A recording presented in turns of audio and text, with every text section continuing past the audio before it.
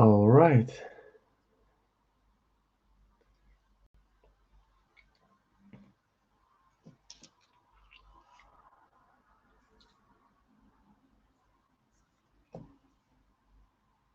Hello, everyone. Good day, good afternoon, good day. I guess it's the thing to say when there might be people from different time zones. So, hope you're enjoying a good week and getting ready for the Halloween. I don't have a costume.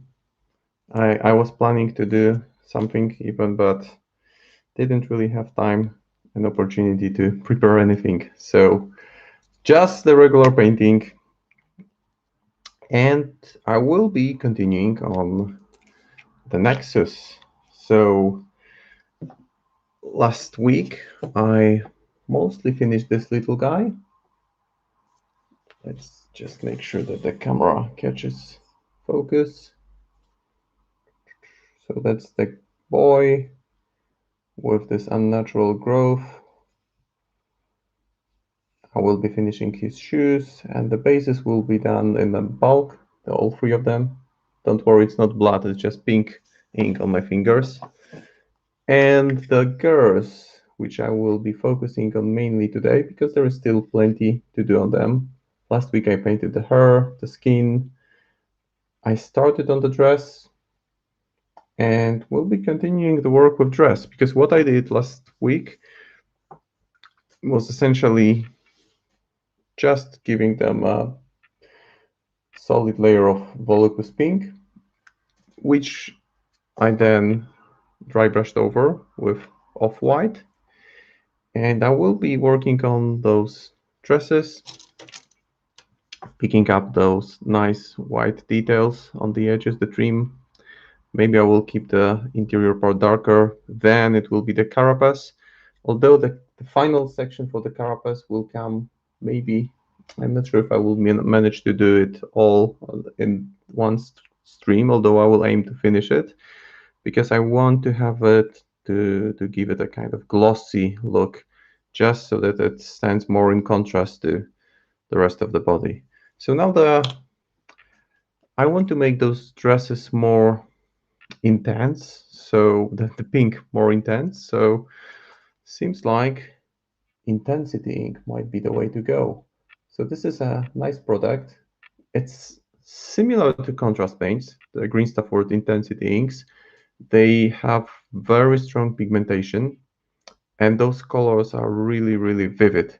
So I want to keep her more vivid, and it will make the dress a bit darker, but then I will keep on highlighting it.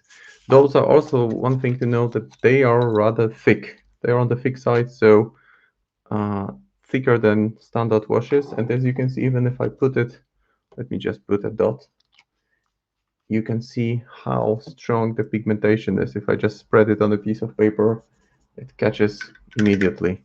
So that's why I will be adding a little bit of lame medium, which is a nice way of keeping the consistency a bit thinner while maintaining the properties that it has of strong pigment and good coverage. So I will add a drop, mix it in, and for this part I'm using my old worn brush because I don't really, this is the brush that I don't care for that much because it's been used for many months, maybe more than a year, maybe 2 years, and I just wanted to be able to absorb a lot of it and then spread it on the dress.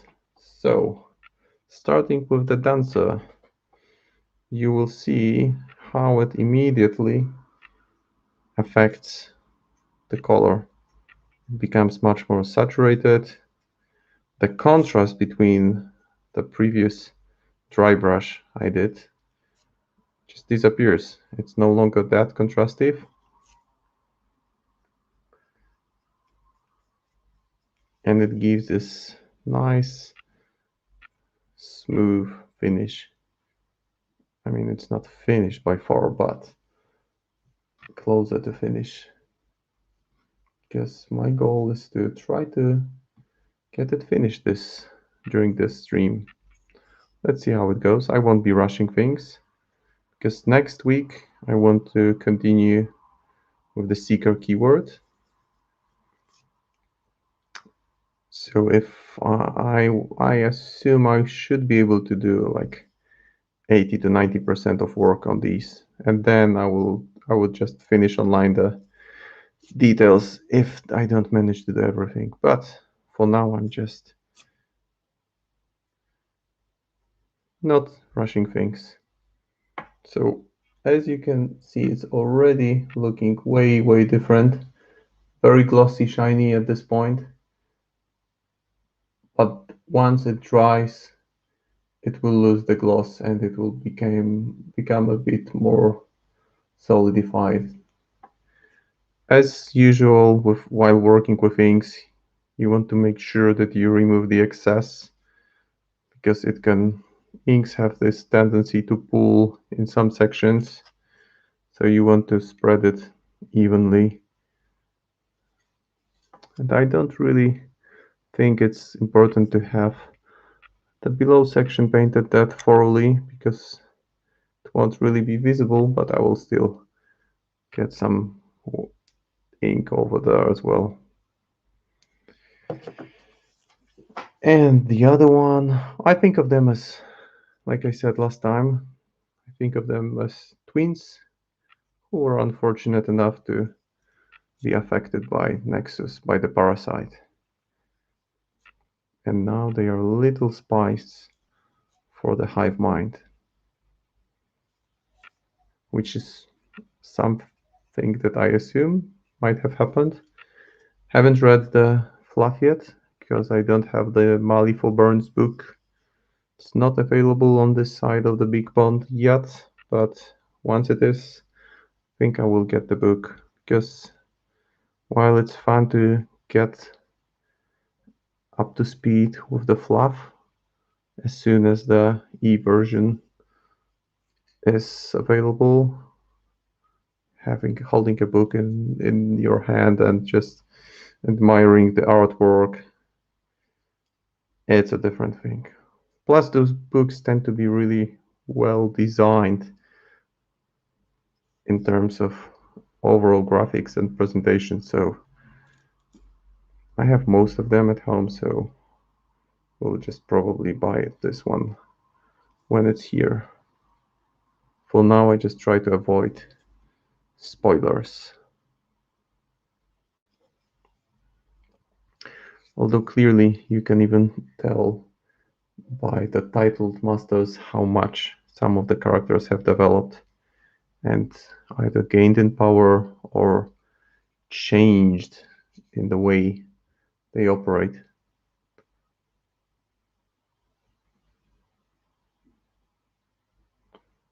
Here I'm being careful not to apply too much of it when it gets closer to the skin area. Don't want to tint something that I had already spent a good while highlighting to the level that I'm satisfied with.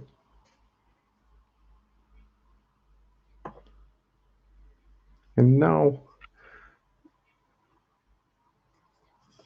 I will get back to the first one and see whether the paint is It's drying, but I think I might, since I've thinned it down and it's not, the pigmentation isn't as strong as it would be if I paint it straight from the bottle. I may just start adding another layer of shade. Wow, those are so tiny that the camera is really struggling to get the focus. Let's wait a second. Not sure how to help the camera get into the focus mode, but we'll get there.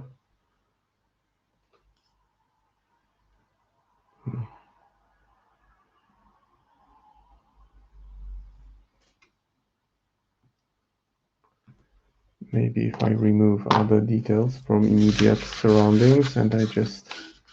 All right, there we go. That did the trick. Too many items and the camera gets crazy trying to focus on everything.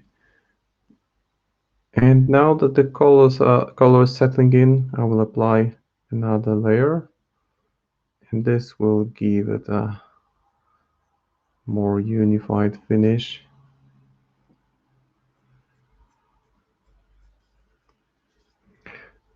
Those intensity can be useful sometimes. I mean, I just have two.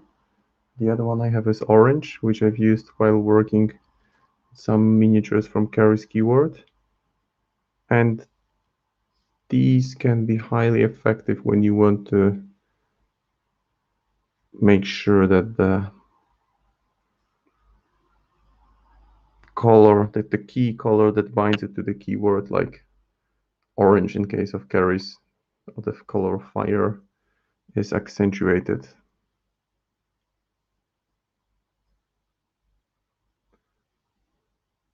Oh, thank you for helping with the camera. Now it seems like it's much better now, and I will try to keep it closer.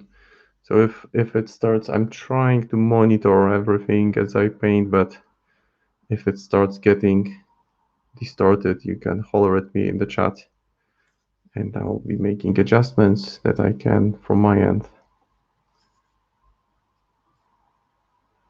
Okay, so that's the little dancer, and now back to her twin sister. So making a swap, and there's her twin. Could be a twin, who knows? And the same thing, I'm just going over the dress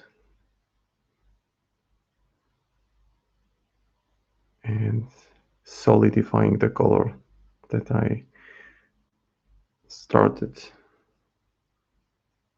And then I will be putting the highlights and all those lovely white trims to the dress. They will get highlighted to pure white, but just to keep the color scheme more coherent. Hi, David. Good evening, I assume. Since there are Polish diacritics, I assume you're from Poland. Nice to see you. Dobry wieczór, as I should say, probably. Which is good evening in Polish. Because it's like almost 10 p.m. here.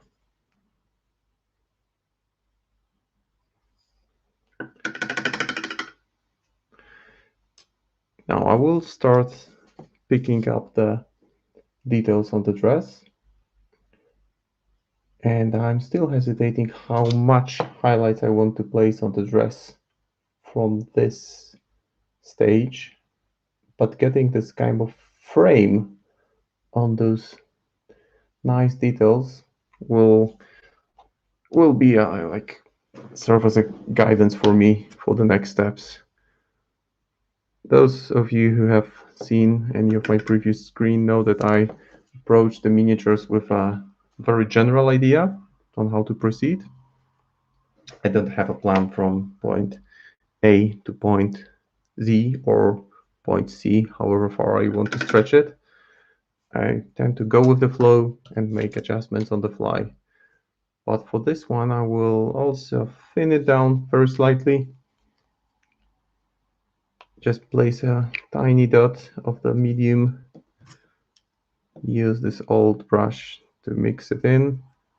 That will allow the paint to have the right consistency. And this is like a very pink color. It's Emperor's Children. But it doesn't have to be Emperor's Children. It can be any pink. Because I want to start transitioning on those ornament sections from this heavy magenta color that I have now into pink. So it will be a bit time consuming, but not in a hurry. So I'll just be applying brush strokes along the edges.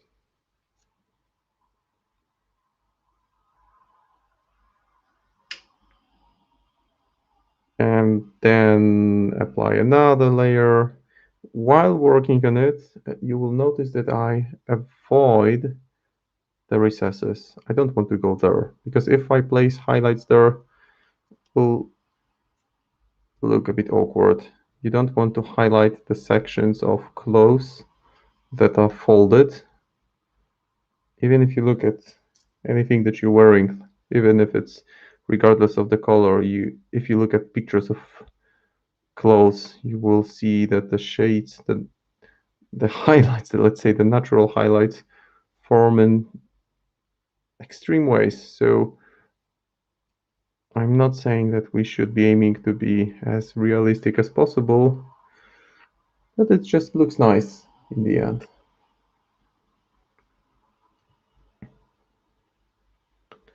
So I was going to go to a tournament that took place in Warsaw last Saturday. Unfortunately, didn't make it. Life happened, but just to make myself feel better and get my Malifaux fix in, I watched something that I want to give a big shout out to guys from who have a very nice YouTube channel. It's called The Hidden Breach. The Hidden Breach written as one word. I think those guys are from Germany, and they upload monthly basis or bi-monthly basis very good quality battle reports.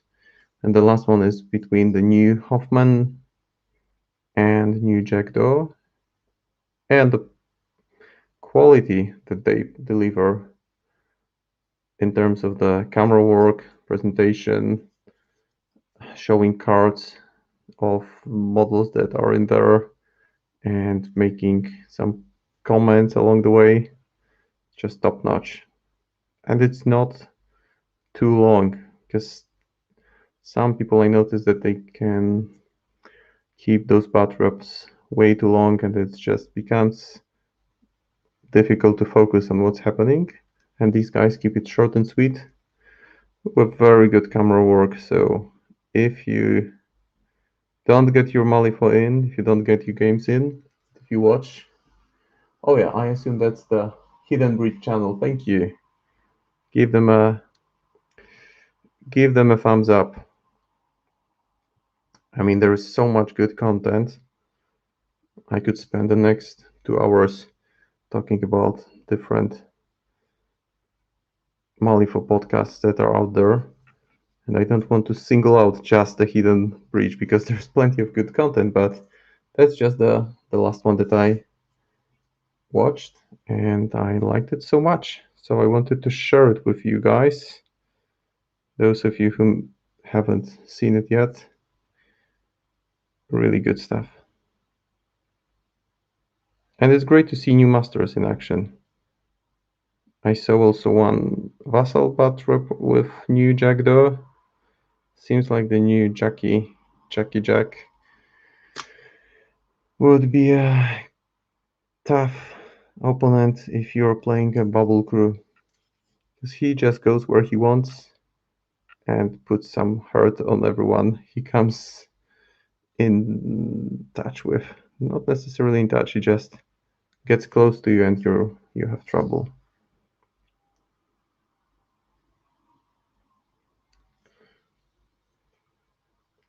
Oh yeah, both in English and German. I think that they upload in German first, but the English ones are not with subtitles; they are with voiceover. So, and if they and also one thing that they do well, if they mess up, they just don't try to pretend it didn't happen, but they just show it as they watch and they explain what went wrong.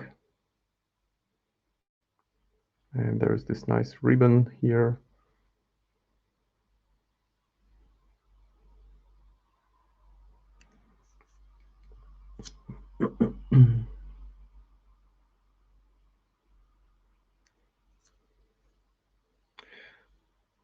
And I said it before, but what I really like about those miniatures, the new Nexus, is that they are designed in such a way that if you look at them from one side, from one angle, it just looks like this perfectly happy little dancer. But the more you look into it, the more troublesome it becomes, because you see a second pair of eyes, you see this carapace protruding from beneath her dress, and you begin noticing that there is something very, very wrong. And the ribbon in her hair, I think I will also do it pink. Might go white with it, but for now I'll just use this bright pink while I have it handy. And you've heard it probably dozens of times from many people.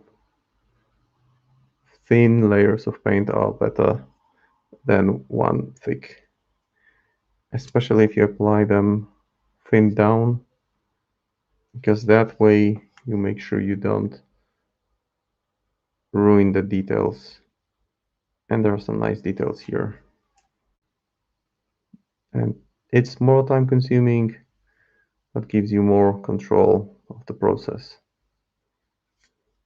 Might seem counterintuitive, but trust me, thin coats are way superior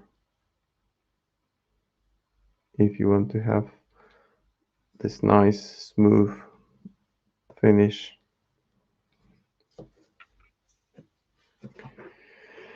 And this one has even more details on her dress.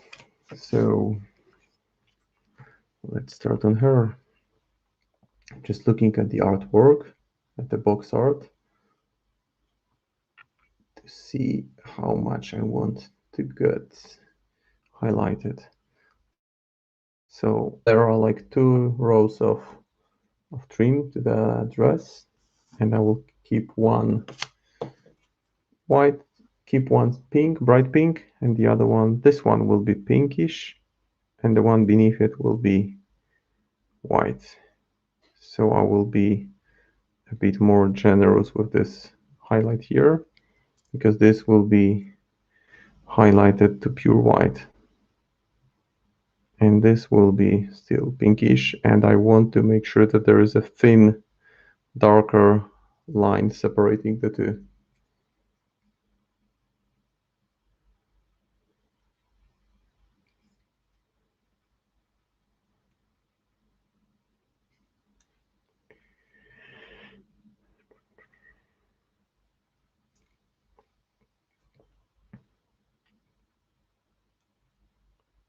But the emergence of so much Malifaux content online, I would say that might be one of the silver linings of all those lockdowns and people being forced to stay at home and not interact, because while they were there, it seemed like the number of episodes has increased over the last couple of months.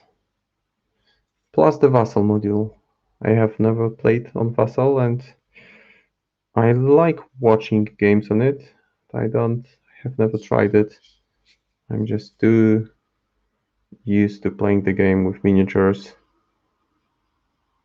So I use it for building my mental database of how certain crews work. At least that's how I approach it. Something to have playing in the background when I paint, and just learning about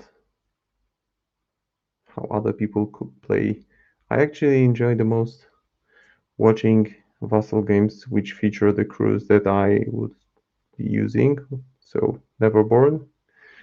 But then if I get to watch episodes with if I get to watch a Batroc with crews that I have never seen on the table, it's also a good future reference just to get an overview of how a crew can work, because it's not necessarily how a crew works. Different people can approach the same crew in a completely diversified way. And now with the new titles, it's just nice to get a kind of heads up of what to expect. So this will be the most time-consuming part of the stream today. Just picking up all the details, and the first highlight is the slowest one, because you want to create a solid foundation for the next one. So you need to be very conscious of where you place the highlights to make sure you leave enough of the previous layer of paint showing. Then it gets a bit faster because you aim for smaller surface. You don't go over the whole section, and it just naturally becomes slightly faster.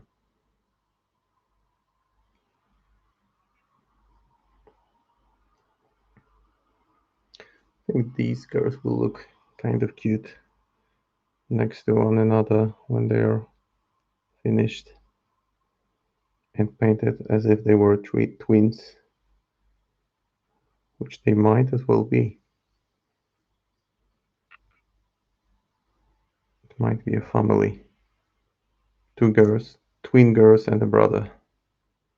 That's why I painted their skin tones in the same way and the hair dark, just to have this family vibe going. So here again, I'm trying just to use the texture of the miniature as my guidance.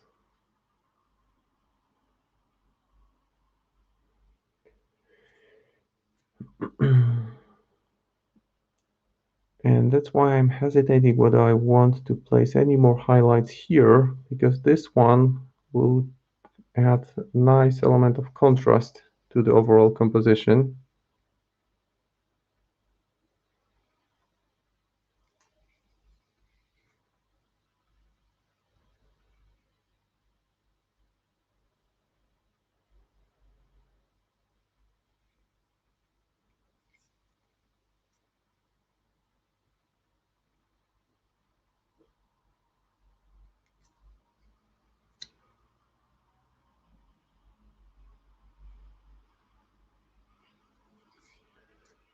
Almost done with the first highlight. And then a second highlight with pink mixed with pure white. And then the trick about the final highlight of pure white is to be very selective with the areas that you highlight, because otherwise you just ruin the effect of this work. But already there is some nice contrast, nice transition between the dark and the brighter part.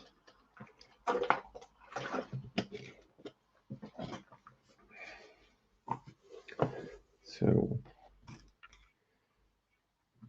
mixing it more with white.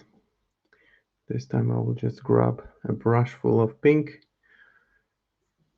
and I'm not using wet palette because it's just the paint doesn't dry that fast if I mix it with medium, which I've transferred to the dropper bottle because it's much easier to apply it then. Give it a good mix. And it's a good idea to keep it on the palette because then you can look at the previous color and you can quickly see how much the color is different. For example, if you want to have those super smooth transitions, I would probably put like 2 or 3 colors in between that would be gradually brighter, just like this, building this gradient-like highlight.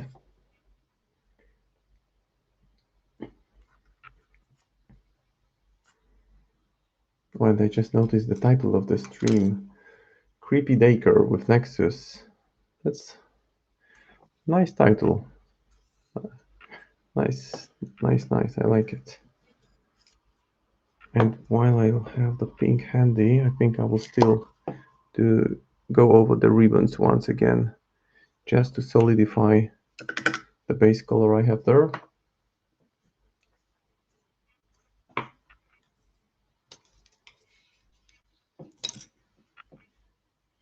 So going over the ribbon one, and that way the coverage is really pleasant and smooth,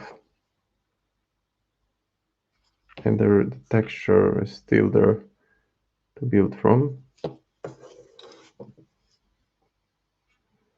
And as the other one,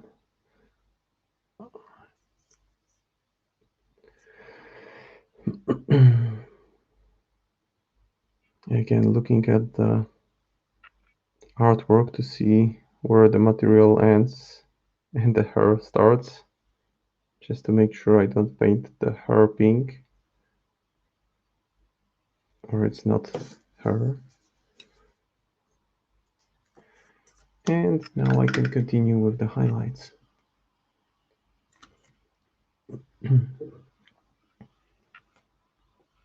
So starting with the ornaments, those are like, I would say that there might be the inspiration for the clothes here might be some kind of old-fashioned school uniforms, like late 18th, early 19th century school clothes. Not sure if this is what the creative team had in mind, but that's the vibe that I'm getting off of these. Now this is the part where it's easy to make a mistake, so I'm making sure that the tip of my brush is solid, that it's not overloaded with paint. And as I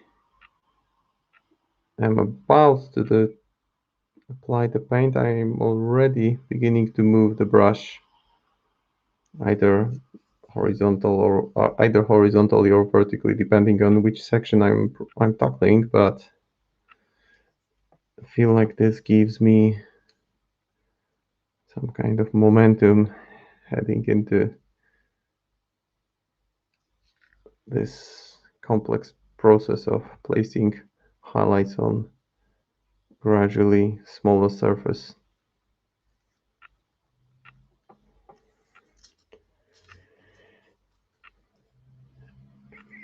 Now I will put some highlights on the headpiece here.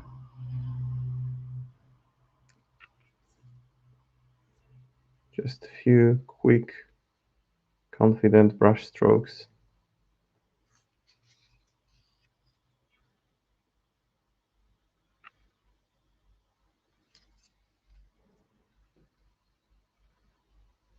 And this will receive a bit of a wash with Volupus pink, so this will get a bit darker in a second. Because I want different shades of pink on this model, not necessarily all the pink elements highlighted in the same way, just to keep it a bit more dynamic.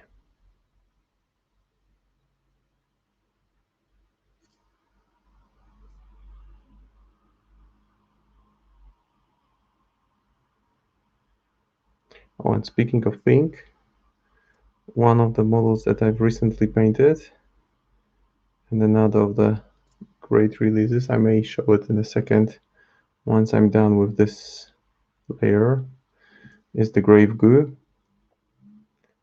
Super fun model to work with.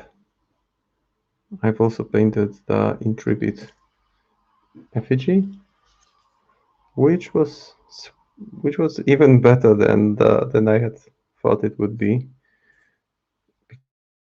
because the sheer number of detail that is there, it's quite amazing. So now I'm just trying to be very careful with drawing those tiny lines, because I want them separated, and I want to make sure that there is still enough space, that they are thick enough that they could be highlighted to pure white, but that they are thin enough that they start creating this kind of texture on the trim of the dress. So this is the process where you don't want to hurry. And that's why, for me, one of the key elements of painting is having something playing in the background, some kind of music or podcast or Vassal Batrev, because it puts me in a good frame of mind. But for the streams, I just fill the silence with my own voice, which I guess has to work. But one of the goals that I had initially for the streams was that I want to share with you guys any kind of techniques I've learned and go thoroughly through the process that I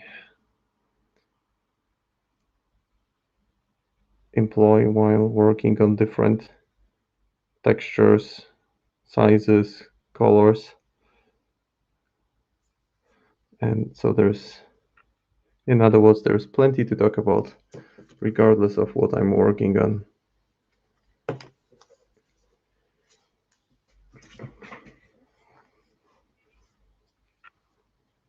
Okay. Time for the curious girl. The one that has some weird thing going on her head. I'm still at this point not sure how I will paint those insect-like elements. I might paint them in this meaty style I did for the boy.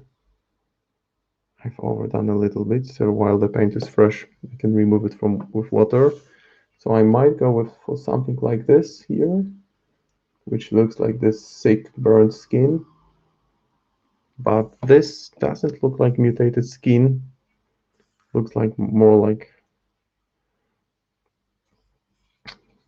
like some insectoid limbs coming out from her head. So definitely they will be glossy, because I'm pretty much always use matte varnish when I seal the miniature. So once the miniature has been varnished, I will use the gloss, some kind of gloss effect. And the easiest way to use gloss effect is this one, water texture, highly glossy, easy to work with, can be applied with brush. Hello and good day. Hey there. What's happening? Are you painting or just relaxing? Because last time there was a discussion that some people actually join in the streams and paint themselves, which is something that I like to do if I'm able to. Meaning if my kids are asleep and if it's the time of day where I can paint, because even if I work from home most of the time, so even if I work from home, I'm just not really able to paint during the work hours, because the nature of my work means that I have plenty of small tasks to complete online and I don't get into this right groove, and I need to have this kind of peace of mind to focus on the painting process wholly. It just doesn't work when you have the colors mixed up and you want to spend half an hour or more applying the mixture to a selected area, and then you have a call or a video call or need to take some action. It just doesn't work.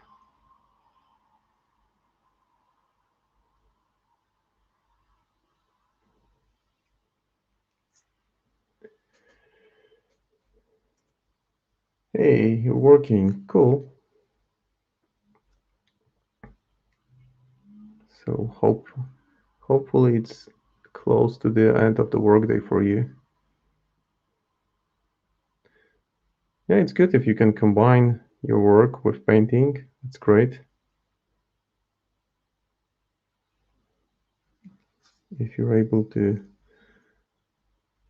make it work, then all the better.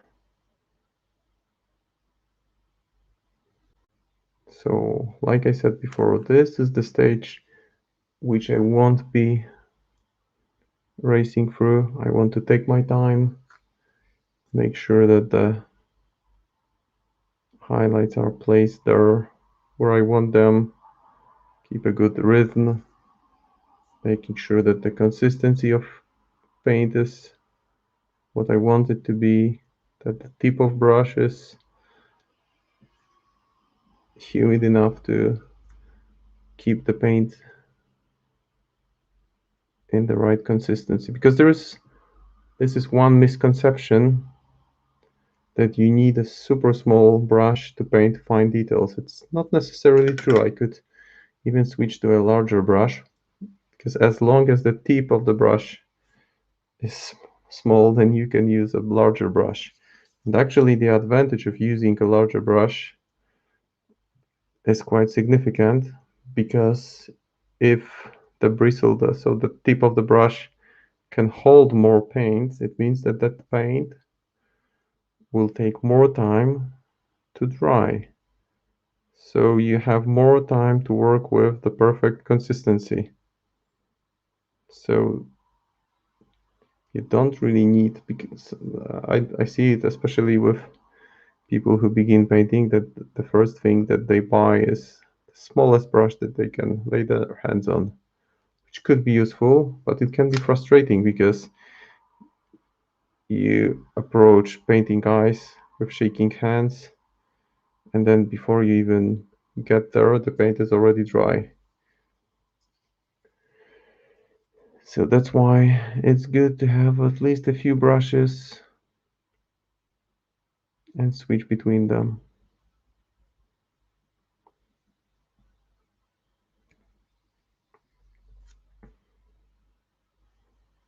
At least that's the way I perceive it.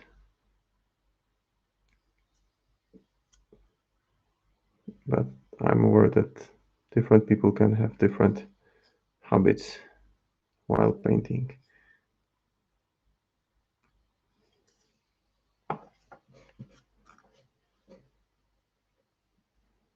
Also important thing, guys, whenever you paint for a longer time, make sure you rotate your arms. You just stretch out a little bit, because sometimes when you get into the super focus mode, you forget that you're sitting in the same position. Your muscles are tense because you're focused. Even if you're not doing it consciously, you're flexing some sections of your muscles, and you can feel really tired after an hour of sitting in the same position.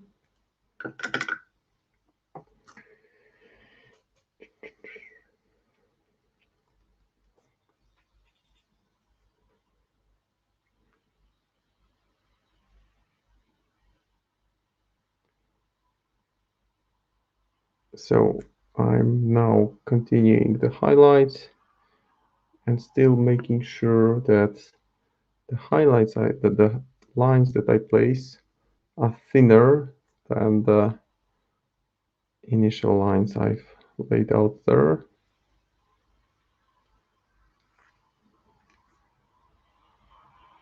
There will be at least one more highlight.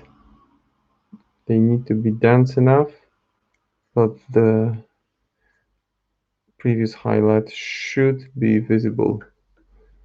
And I can already see that the paint is getting a bit too thick.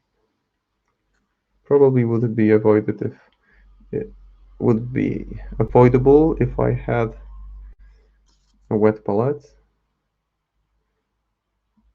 And I have one, but it just seems too much effort to get it prepared and ready.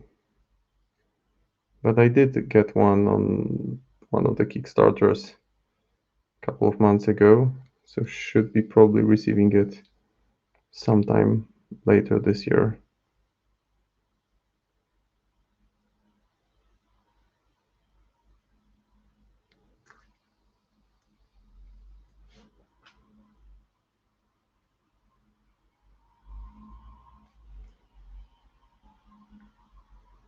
So this method of dotting, I've used a similar method on the Lucius that I painted a couple of weeks ago, the new Lucius.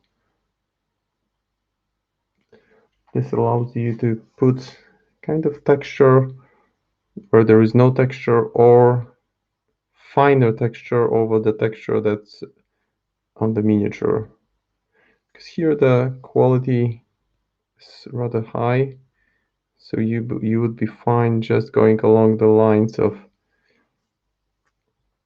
that are visible on the model itself. I just want to keep it a bit finer than the sculpt of the model.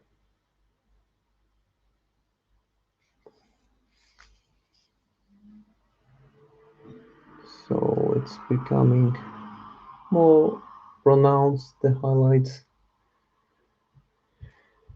And let me go now over the trim here. So again, being careful not to cover the previous layer of pink completely.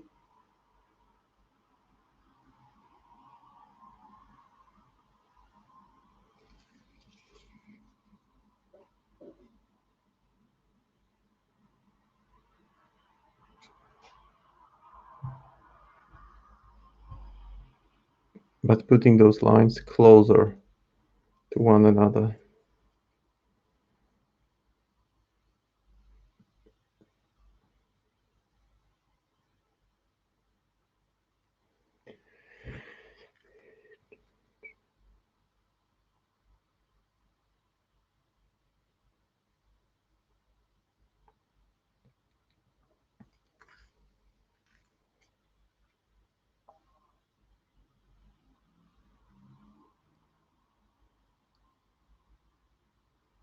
And as I said, this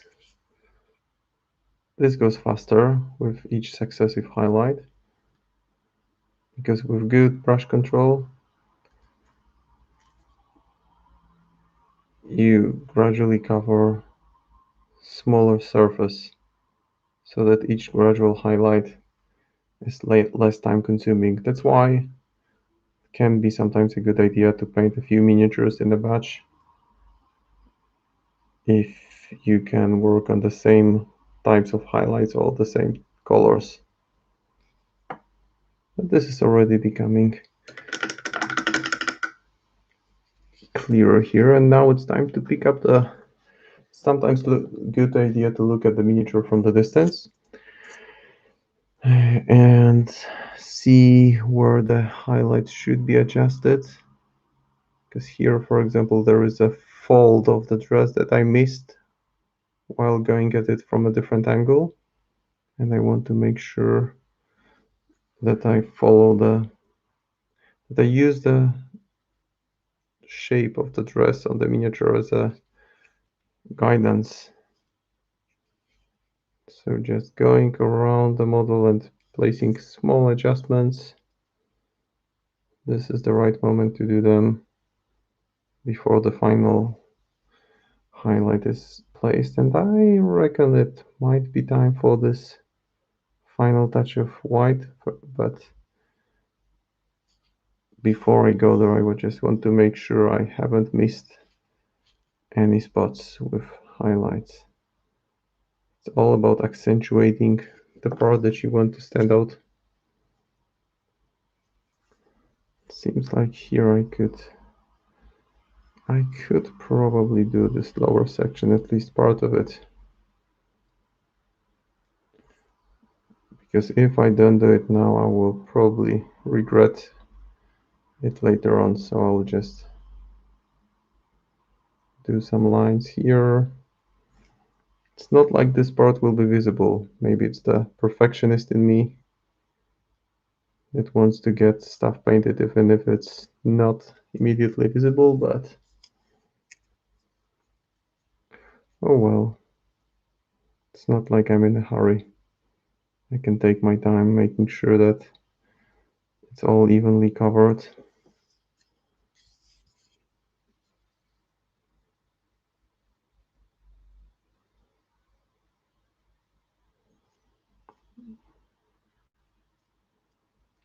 I think it's better now.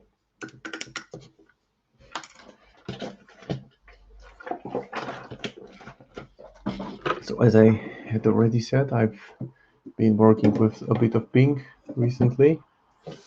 So this is the miniature that I was working on over the weekend. For some reason it's difficult to get a good picture of it or get high quality. But this is an amazing model, the Grave Goo. And what you don't see if you look at the 3D render on the box or on the artwork, if you look at the artwork, you don't see how much texture is there on the model. It's like it's covered in some kind of irregular scales. There is a line that needs to be filled with some modeling putty because it comes in essentially into halves. So you need to put some effort into hiding the area where the two pieces connect.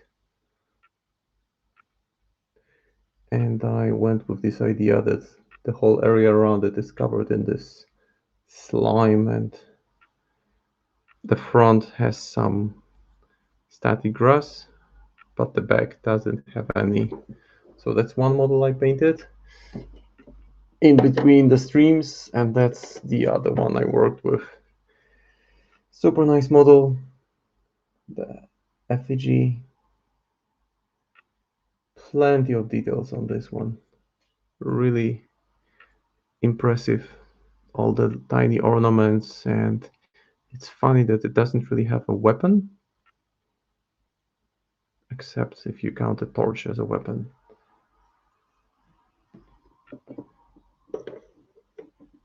But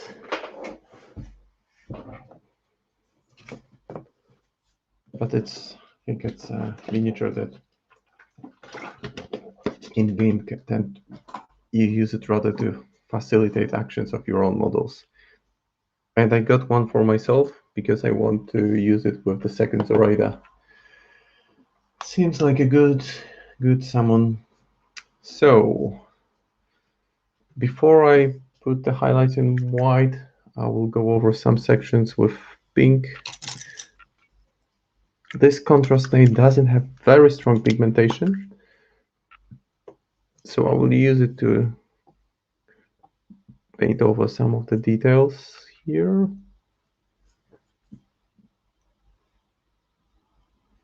And I will bring them back with selective highlights in a second. But you can see it nicely fills the crevices and creates this natural contrast. Why wouldn't it? It's a contrast paint after all.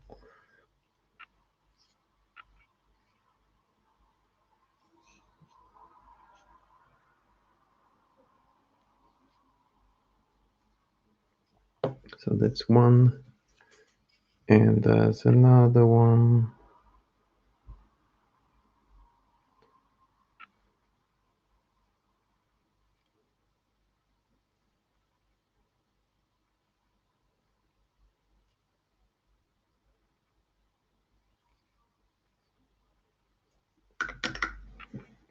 So I kind of used it to redefine the area that I'm working on.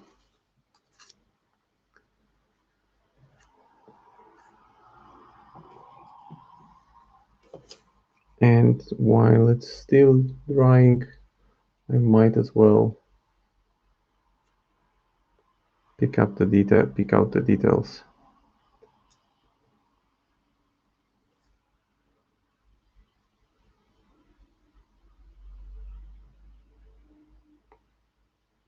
Being very careful with where I place the highlights. Oops, it was a bit too thin. So we'll fix that by placing a highlight in the middle, just to make sure I accentuate the texture on this element.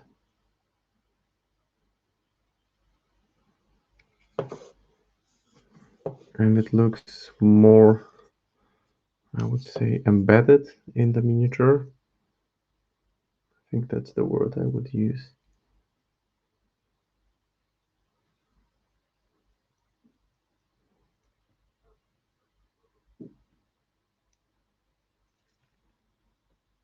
That's what I mean.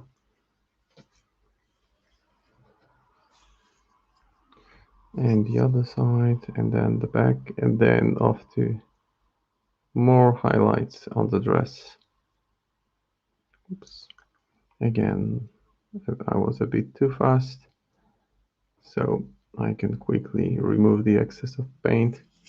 While it dries, I will work on the back. And I don't want to go all the way with those highlights, just making sure I stop midway through, just so that there is a natural transition from the previous layer to the highlight.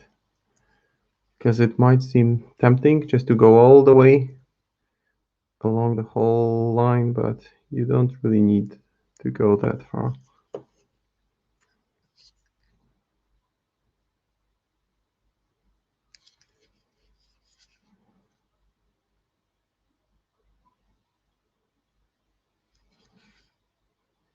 Yep. That's one happy dancer. Okay.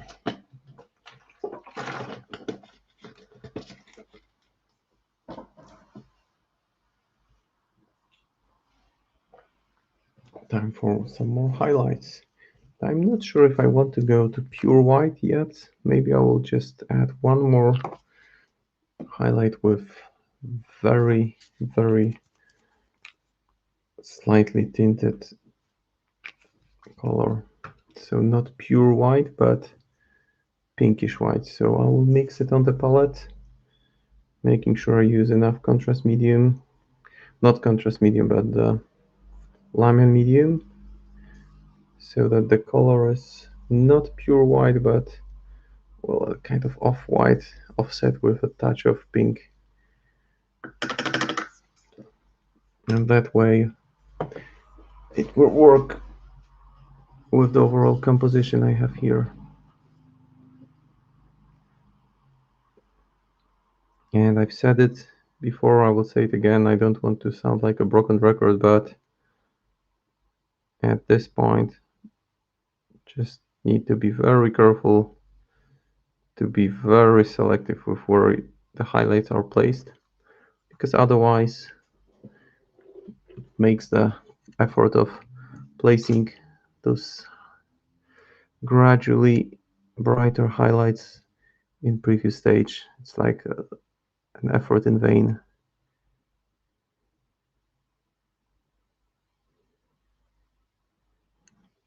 So very slow and controlled movements.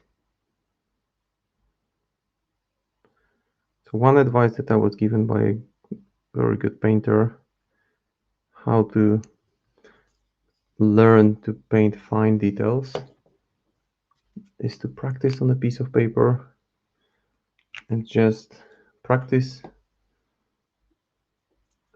the brush strokes, not necessarily the working on the surface, but learning to get a good rhythm. and it takes practice. And myself, I still see plenty of room for improvement here, but it just comes with time. So I'm moving the brush very slowly and very gently before I even touch the surface, to make sure that the highlight lands on the very edge.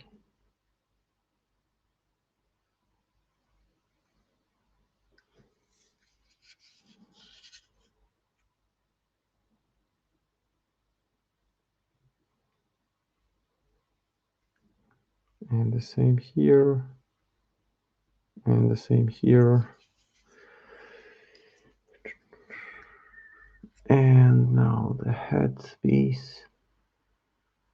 Also making sure I work closer to the edge and avoid going, because the previous highlight ended somewhere midway through. So I'll go like just a little bit more than the edge. And the same on the back.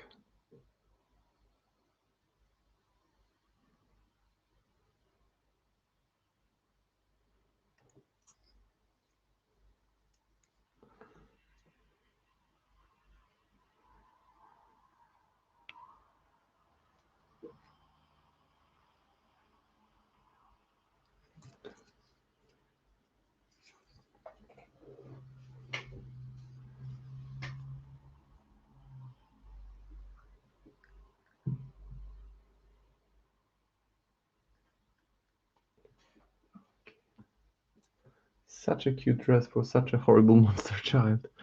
Very true. Very true. It is a monster child. But what can you do? And it's also something that I've said before, that it was such a brilliant idea for Wyrd to come up with the Explorer Society as a new faction. Because I think I saw an interview with some of the Wyrd guys where they said that they were thinking about making the miners and steam feeders a new faction, but then that wouldn't have opened so many possibilities, because with Explorer Society, which is essentially a highly elitist faction with rich, influential humans of Malifaux, that involves some unusual creatures and has the theme of exploration going throughout the whole faction, the potential is just endless.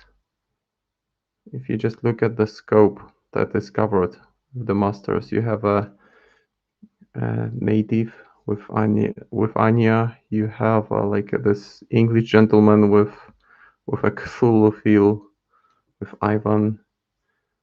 You have the steampunk gunfighter. You have Yenza, who is an old piece for sure. And that just scratches the surface, because the deeper you get into faction, the more diversity you see there. And it's great that nothing can really feel out of place there. Because why wouldn't? Why would it feel out of place if this is a whole society dedicated to exploring, looking for new discoveries?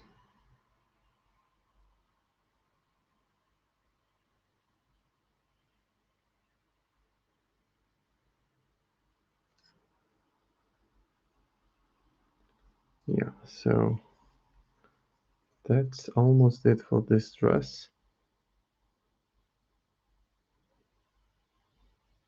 Just a few more brush strokes on the upper section, because this will be partly visible. So I want to have this highlight structure maintained for at least half of this section, because this will be partly visible.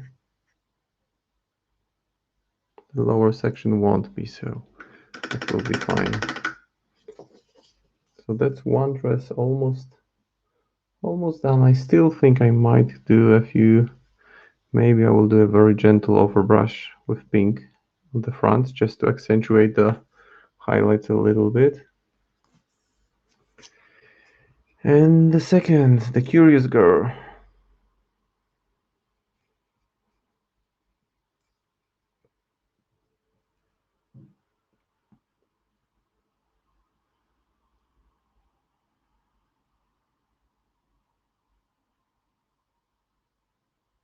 And here again, using this dotting technique for highlights.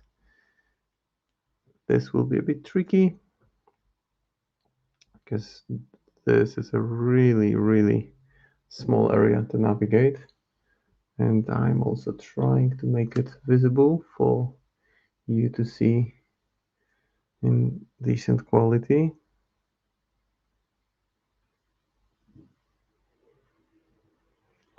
So for this section, I just want to be very, very careful about placing highlights. It's like this tiny white dot that shouldn't cover more than 30% of each section. Because otherwise it is no longer pink, it becomes white. And I want it to be bright pink accentuated with white.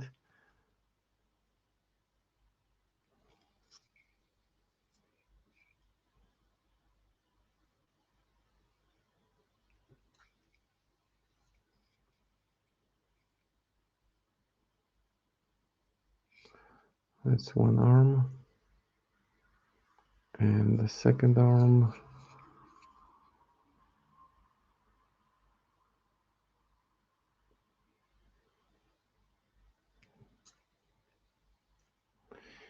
And now the dress. So this is, as I said before, really time consuming. And this is the part where you should really pause, take a break. If it's becoming challenging, tiring, you don't want to rush for this part, because this is just redefining the details, and this will be highly impactful for the overall composition, because those contrastive highlights placed on the edges, they really give this kind of framework to the composition.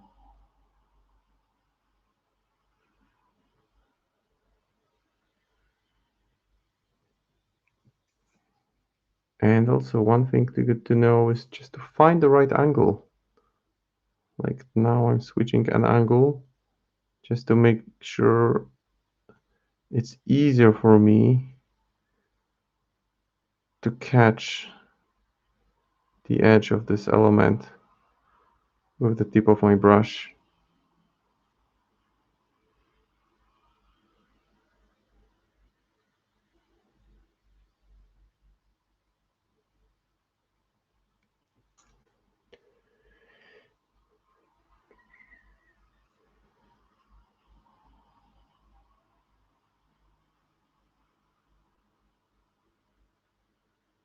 But then it's important to twist it back to the way that the miniature will look at the angle where you place it on the table, to make sure that the highlights are placed in a way that simply makes sense. So I've made it a point, and I will stress it again, that as you work on a single model, make sure you turn it around, look at it from a distance,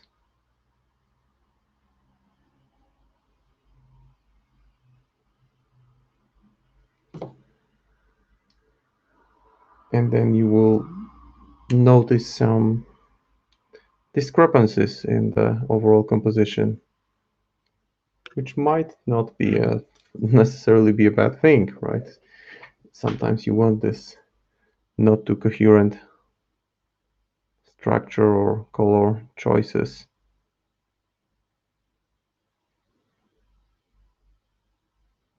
But in here I'm working on with some kind of end result in mind, and I just want to ensure that my idea is transferred onto this canvas of a miniature in a gradual way.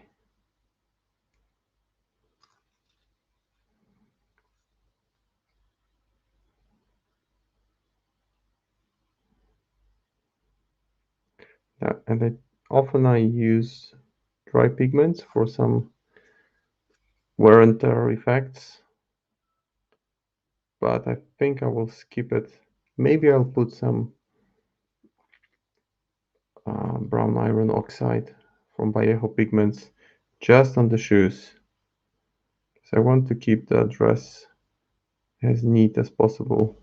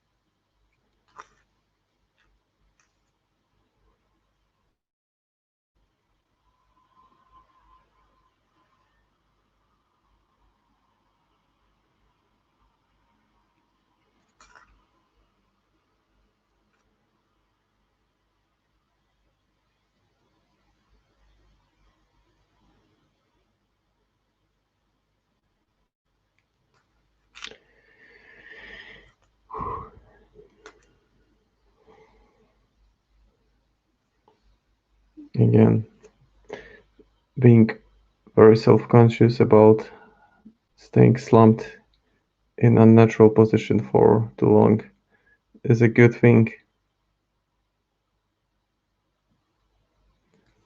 because normally I want to make sure that each time, for every hour, I just get up and stretch at least once, but I don't want to do it during the stream, just not to break the rhythm, and that's a bit different than standard day work. And the desk that I'm sitting next to is the one that has adjustable height, so I tend to spend half of the day standing next to it just to make sure I I force myself to change position. Just became very much aware of how much time I spent sitting when I switched to working from home mode in early 2020, and knew that I should consider getting an adjustable height type of desk. And it helps a lot.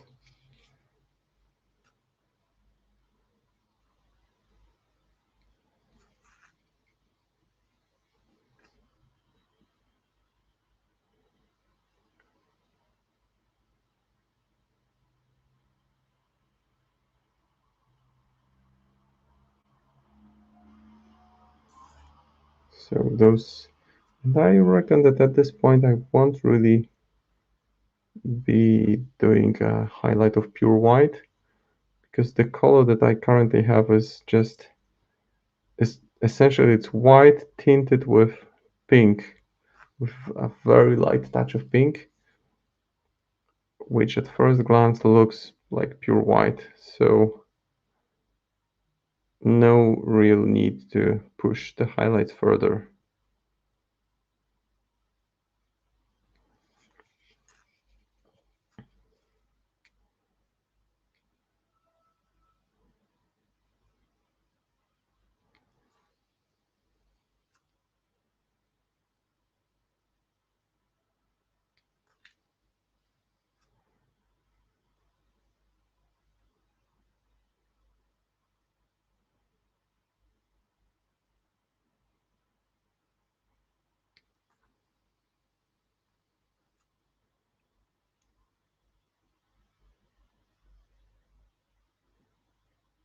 making sure I stick to the edge. And this is probably the most challenging part of this section, that it's a very thin, very small area that I'm highlighting, and I still want to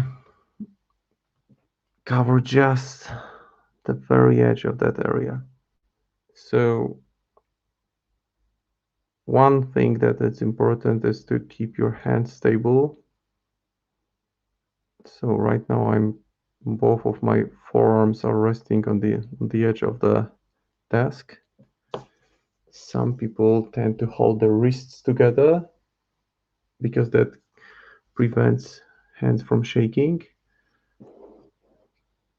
And those are really nuances, but highly impactful, especially when you're focused on this very, very fine highlights.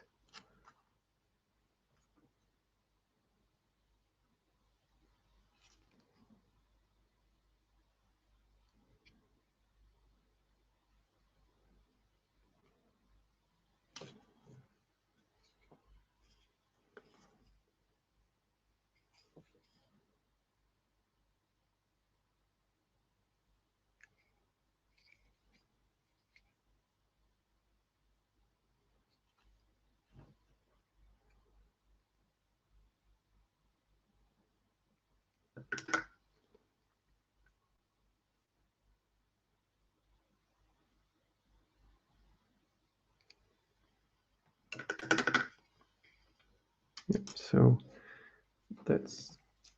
those are the dresses at this stage.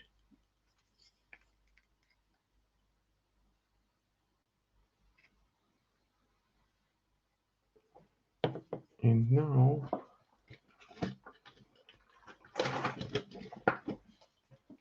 I think I will target, what do I target next? Maybe the shoes. Shoes and bases, there's still plenty of painting to do.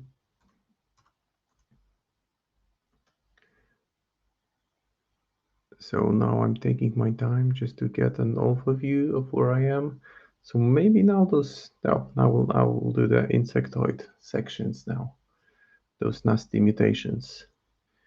And just thinking about the overall composition, this has bright, vivid color scheme.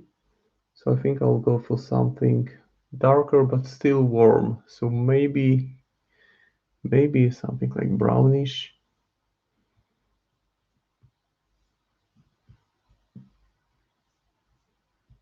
So why don't I go with something?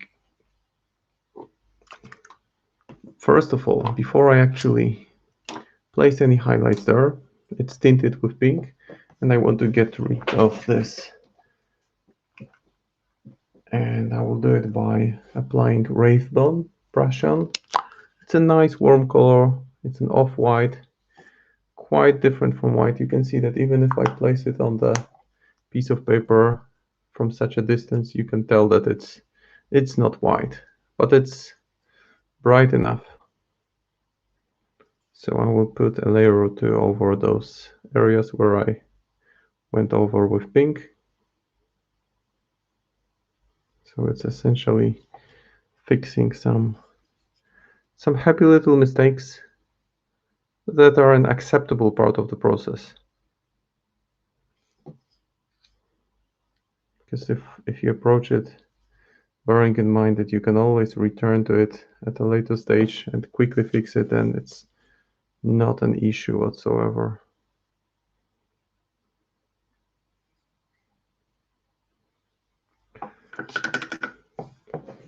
Or since it's pink, maybe reddish brown is what I would do here. So I will make a mix. So on a spur 30mm base, and it seems like I have dozens of them. I will place a dot of Wildwood, which is this dark brown.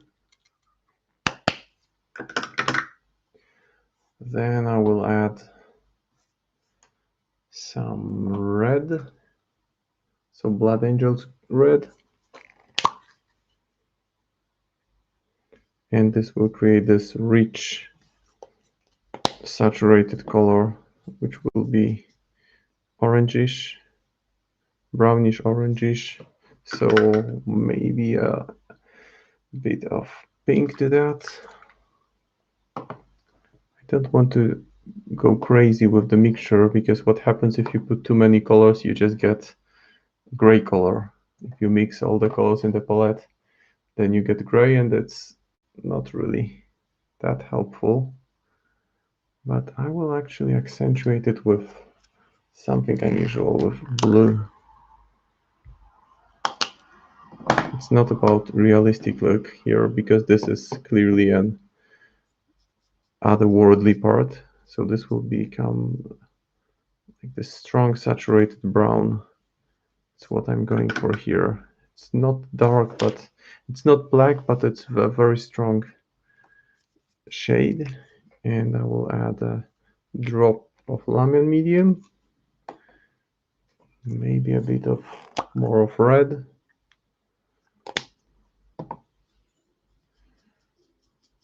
Mix it well, check on the palette. Okay, so this is the type of brownish reddish color that I had in mind, and I can start applying it to this part, because this doesn't have to be the final color. This is just a mixture used to define the section that I will be focusing on now. But as you can see, it's already way different than any other elements on the model. And that's essentially what I had in mind. Something otherworldly, something different, something that somewhat fits into the overall composition. That's why I wanted a mix of rather warm colors. Just added a touch of blue there. And besides, it's just fun to mix colors every now and then.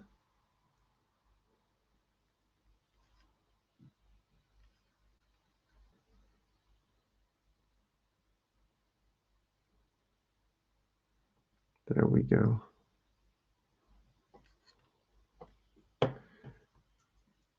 And now those tiny insectoid feet, or whatever it is coming from the head.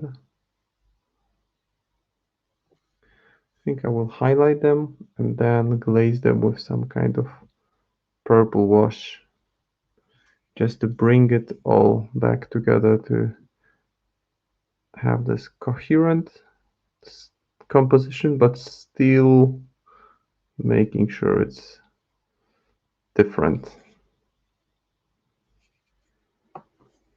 And this is where I'm starting to work on this nasty part of these horrible children.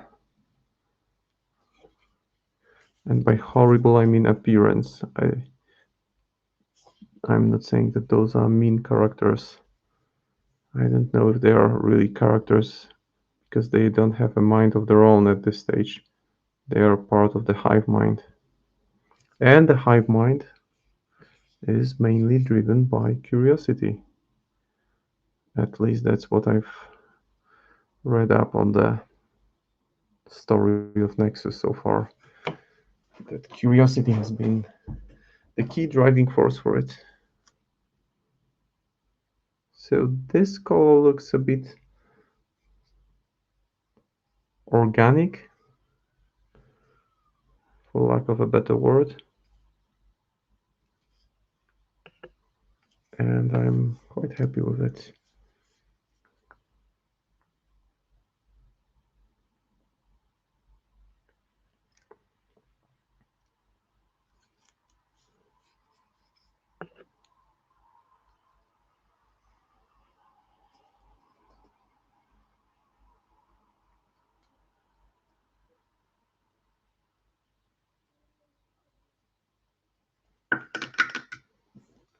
So this is the stage where we have this nice dancer, and the more we rotate, the more horrible details we see. And this is just a nice girl taking a peek at something on the ground, and boom, this is the scary part. So now for the highlights, I will use actually something different. This is a very nice set of colors. I got them on some Kickstarter a while ago from Scale Color Artist. This is like something in between acrylic and oil. I mean, it's not oil paint by any stretch of imagination, but the consistency is similar to oil paint. It's soluble in water, and this is, what's the color? Iron yellow oxide. It can still be thinned down with water, but it has a pretty decent consistency. It's quite thick, but it's nice for picking up. I use it often for fine detailing. So I will just maybe apply a bit of water, thin it down a little bit, and just go over the edges of those elements. And then I'll add a glaze of cardboard crimson, and then I'll pick up the fine details again. And that way it will be still different, but it will fit into the overall composition.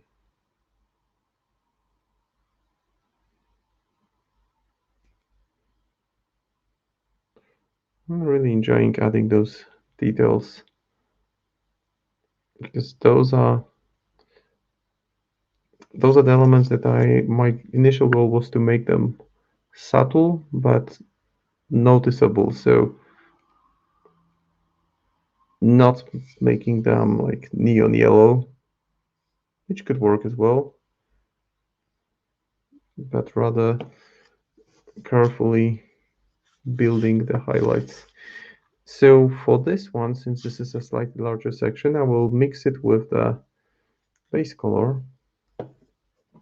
Maybe I will even use it here to smooth the transition.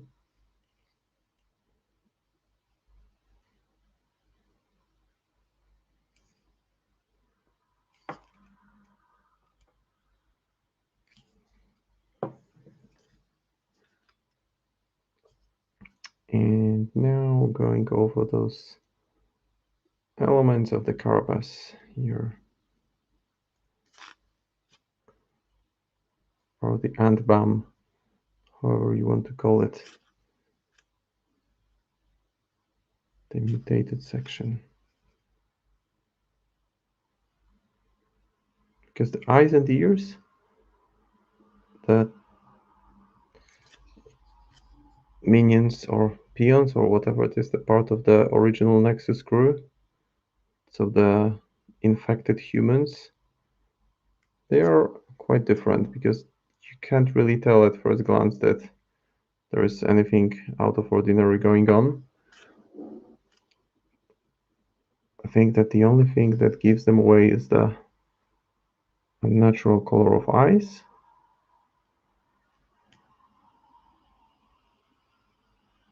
But then their function is different because those are eyes and ears, so the spice of Nexus, of the collective hive mind.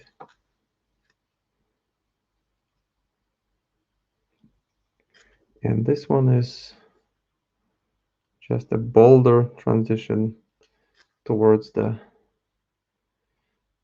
insect-like creature. Oops.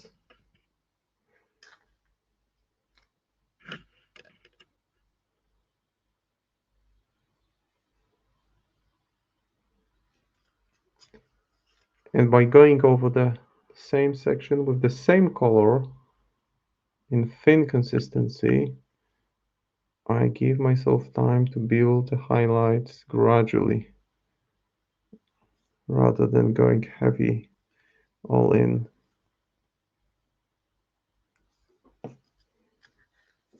And now the brighter color. Just want to make sure I have the good consistency.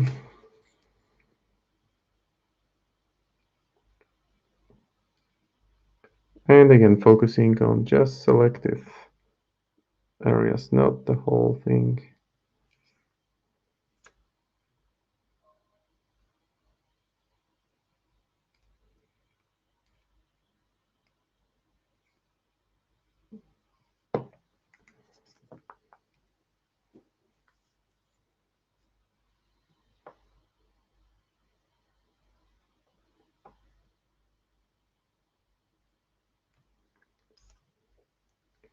And by using a mix of the base color with the color that I'm using for highlights, I'm also making my life a bit easier when it comes to gradual highlights, because I don't need to use completely different colors. I just have this general outline of the color scheme on my palette.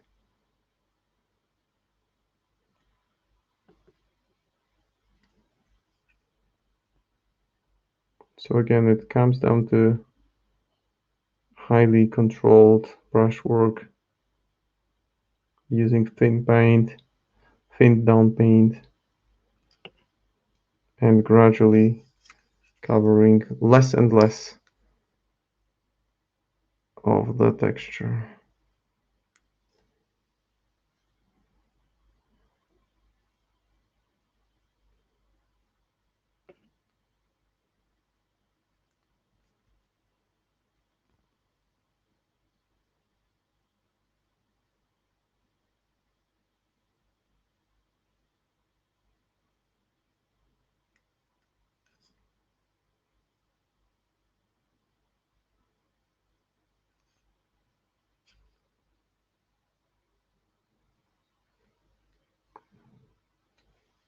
And I don't really need to focus that much on the section at the very bottom, because it's not going to be visible. And now maybe even a bit brighter color.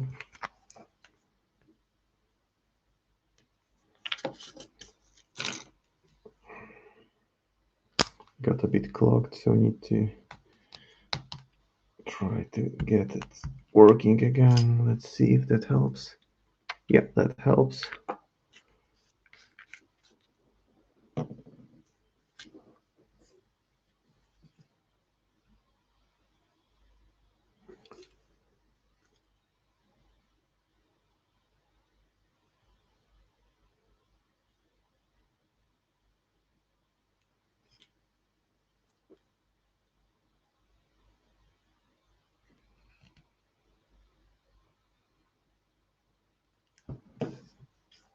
And the second.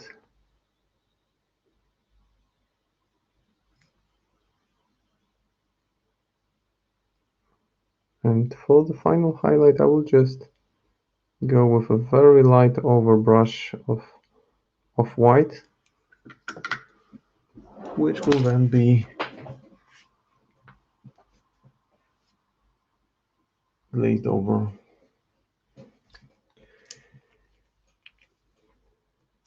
So this is Men of White highlight.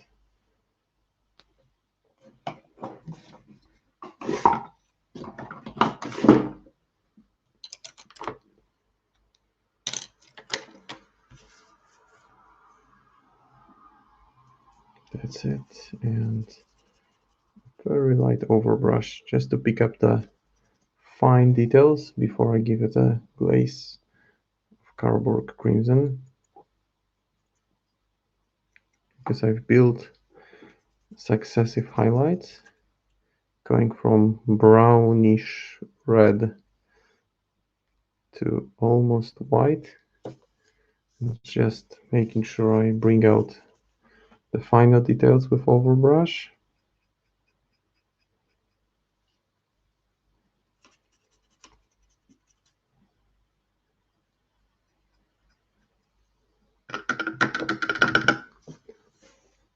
And now I will use the cardboard crimson.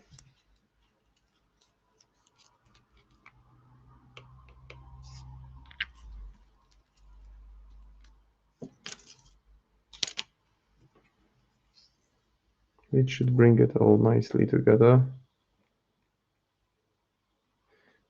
And I'm taking a peek every now and then as I have the picture of the artwork from the box set on the part of my screen, just to use it for reference.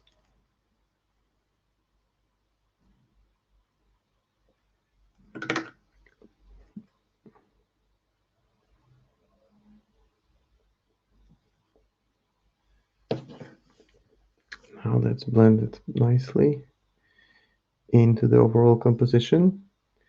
But one final step for this would be to, well, maybe two final steps would be to again repeat the fine details with carefully placed highlights, and then I will go over it with, once it's varnished, I will go over it with maybe thin down blood for the blood god, mixed with water texture, so that it has this oily, greasy look. And you could imagine that growing additional parts of body could be a nasty process, so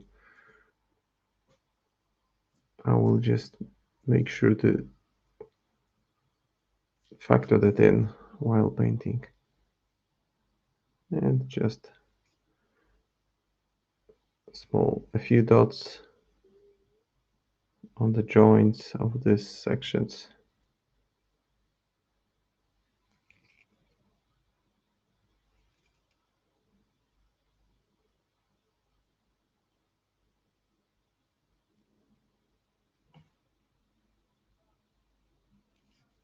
All right, and a few here. As you can see, I'm applying this final highlight while the paint hasn't dried completely, because it allows me to kind of blend it in a bit better.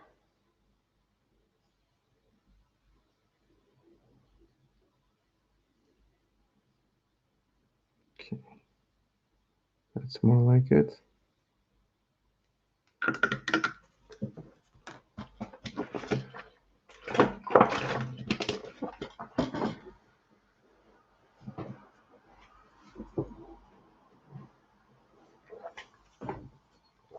And now it's the shoe time. So again, looking at the composition, this is where we are with the three little Nexuses. And I think I will go for dark brown for all the shoes, because I don't really need to go into high detail, as they will be covered with dry pigments in the end anyway. I'll just start with the boy and see how it goes. Start with the boy and take it from there. So I will use this Gore Granta Fresh Gore Granta Fur color, which gives this leather-like effect. So now it's back to the boy that I had been painting on the previous stream. Oh, I still need to finish his buttons.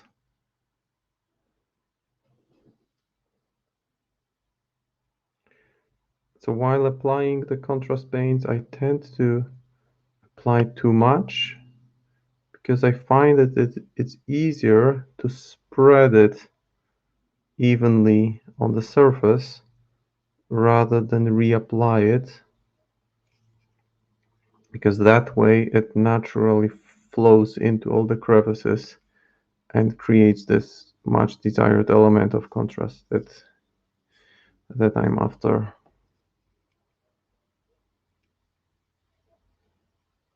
and the second shoe. And I generally start with the areas which are closer to other sections, so to his calf here, just to make sure I make a clear distinction between the shoe and the skin, and then I can just feel more at ease while working on other sections. And this is such a nice color that it already creates a very decent effect.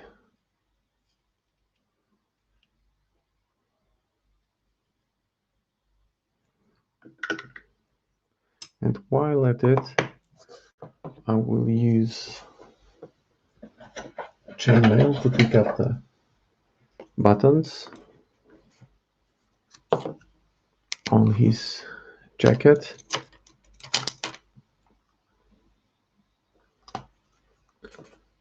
Get some metallics in. 6 buttons in total, and I've just added, I base coated them in black, and while working on buttons, I would always suggest making sure that you cover the area completely of the button and a little bit around it as well, because that way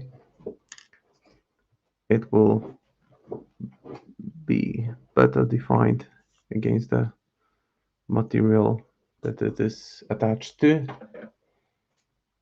Now that this is done, I will use Strong Tone, which is a quite heavy shade.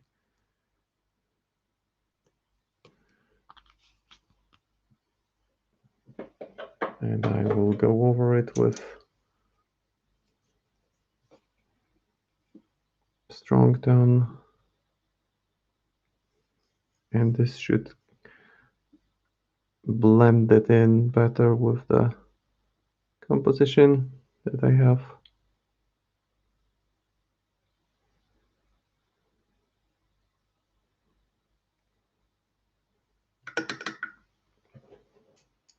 And once it's dry, I will just very, very lightly touch it with brighter silver. So mithril silver doesn't take that long for the paint to dry, so it's quite warm in here and the paint dries rather fast.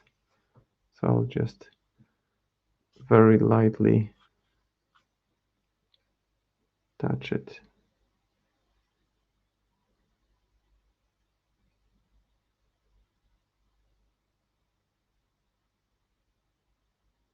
Making sure I don't touch the whole surface of the button, just selected area of it. And that means that the boy is almost done. Well, there's still the base to go, so there's still some work ahead. And for the girls, I think I will go with much darker brown. So why not Tiger Brown?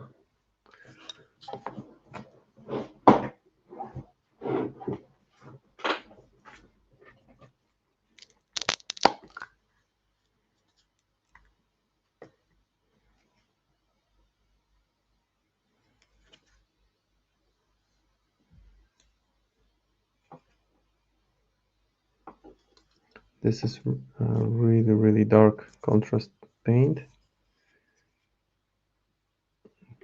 So I want to be rather careful not to cover the skin with it.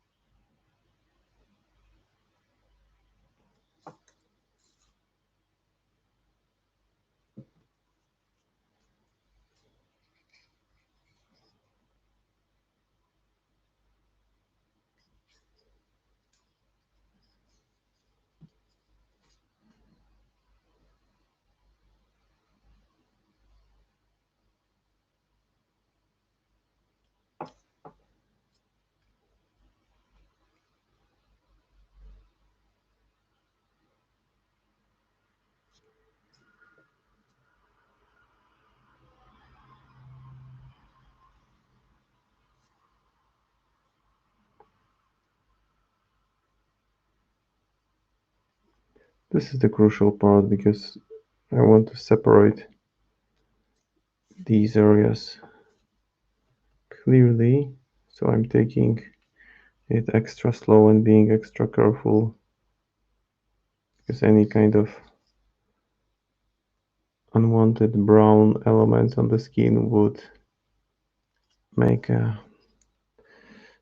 impact and cause me to retouch the areas I had already spent considerable amount of time highlighting.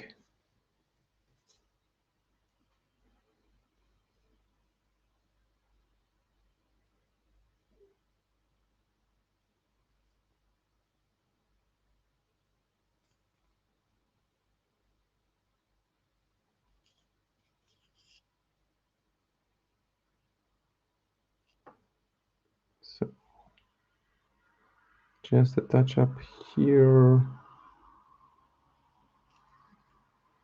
And here the key element is just making sure you feel comfortable with a brush, working with a brush that's loaded with contrast paint that has strong pigmentation.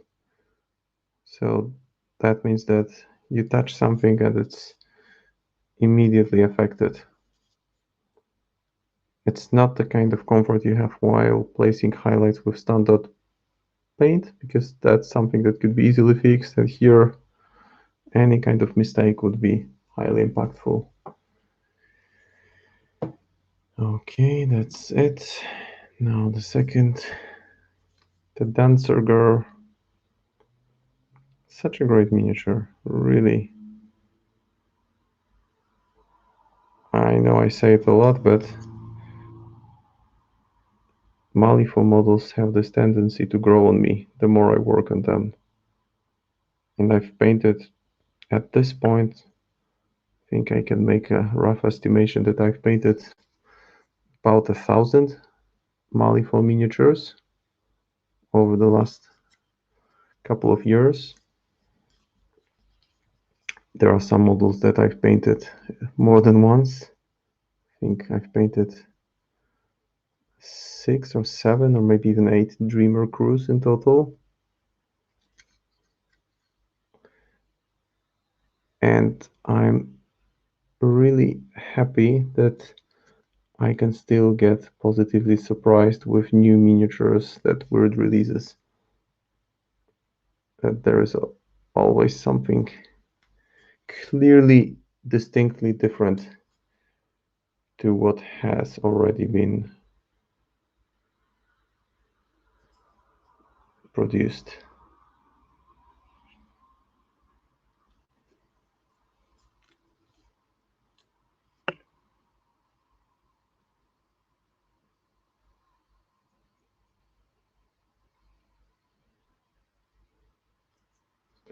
So again, controlling the application.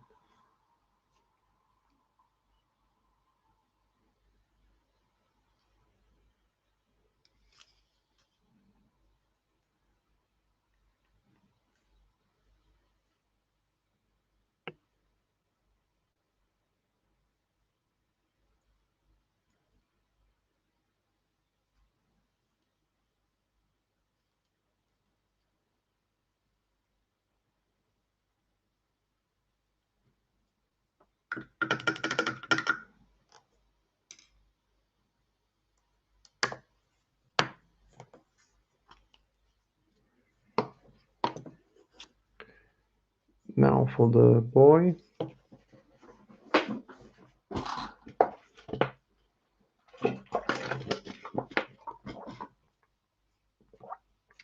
Maybe a bit more work on the shoes. So I will place a few selective highlights there, or maybe do an overbrush, just to keep things simple, because I want to give it a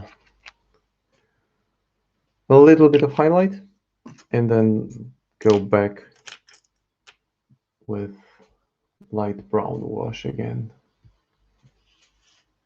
So taking my dry brush, my brush for dry brushing, my dry brush, removing the excess of paint and just working along.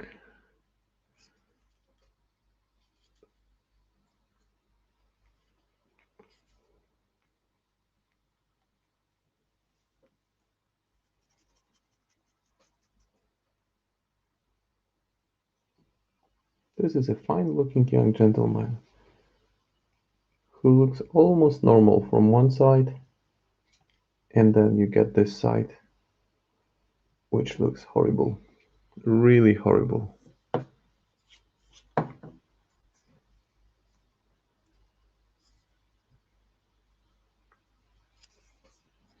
Here I will make sure that the paint is dry and maybe a very light overbrush just to pick up the redefine the borders here.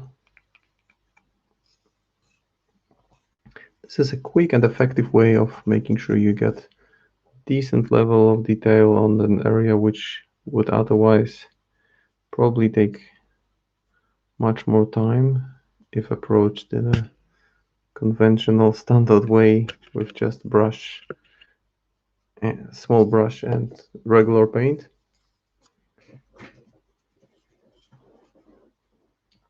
And this is what I do if I want to have a really decent result without spending hours, because I want to paint more miniatures.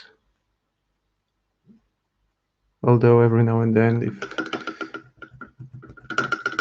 if I really want to focus on one miniature, I can take a lot of time. Now it's the time to blend it back in the shoes, so I'll start with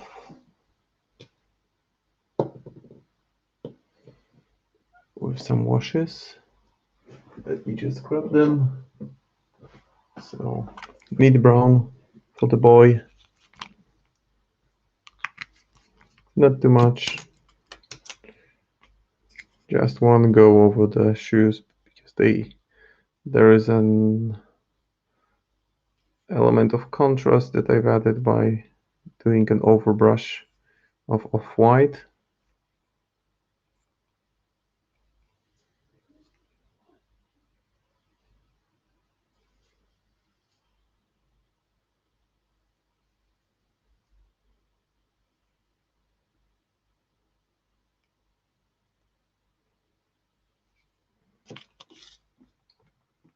And for the ladies, I will go with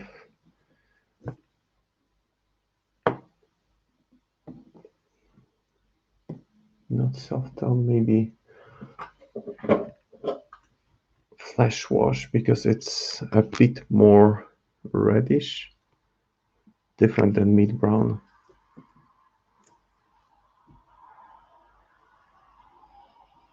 So this will create the effect of this worn leather, because I started with very dark color, then I overbrushed it with very light color, and now by blending it all in with a mid-tone, I use this, let's say, shortcut to make sure that the transitions are smoother. And I just remember that she's wearing a bracelet, so I will get back to her in a second.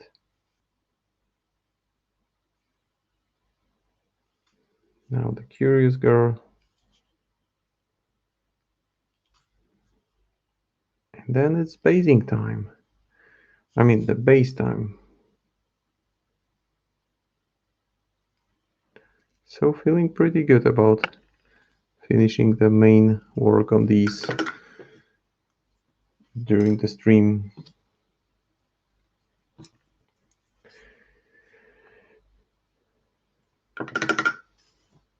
Shiny boots, yes. Yeah, they are shiny at this point, but this will dry and lose the shine. Besides, I will also apply a matte varnish at the end. So this is just a temporary shine, just like normal shoes. You put shine on them and they become matte as time goes by. So for the bracelet, I will use Cygor Brown just to pick it up, and using a small, a rather fine brush. This is the element that I almost forgot about. So I keep on preaching to look at your miniatures from different angles, and I almost missed that one.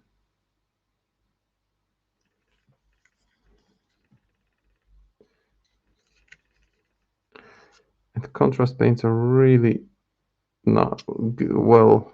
I really like them for picking up such small details, because then it gives you a chance to not only pick up the ornament that you are focusing on, but darken slightly the area around it, which will make any color you apply on it pop much more. And this is my favorite type of gold. It's called Glorious Gold, but from Vallejo game range. It's very thick, and it dries rather fast, so I'll just straight away apply it to the detailed area, making sure I get a fine tip.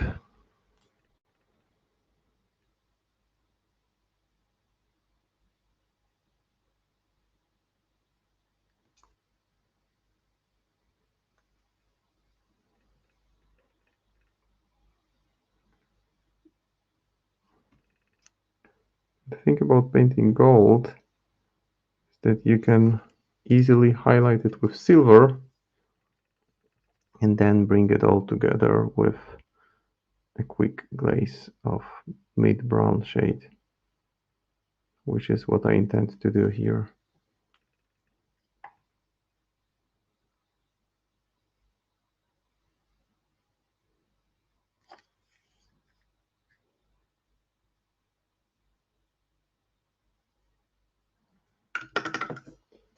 And now mithril silver, drop of it next to the gold, mixing a little amount of gold with that, just to make sure it's not pure silver,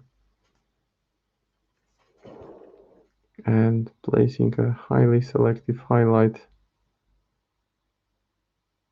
at the area which is immediately visible, and the same on the other side.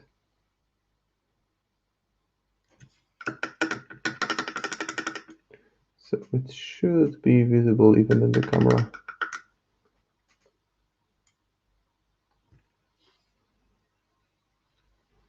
I think I will not put any glazes here. No need for them, because it has this nice shine to it, and it may lose a bit of that.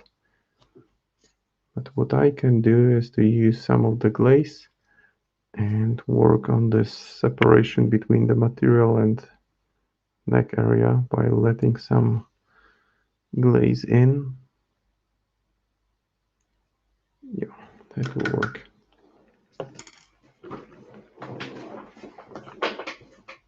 So there is about half an hour left of the stream, which should be enough time to complete the bases. So one general thing that I do when there is plenty of detail on the base, like we see here, we have a skull, some tombstones, some green, I don't know what are these, some leaves probably, and some earth around that. So I will start by picking up the brightest details, the small bright details, because it's just in the interest of time, that will make our life a bit easier. So now I'm just looking for the right contrast paint. And I think I will use the standard that I use for painting bones, which is Skeleton Horde.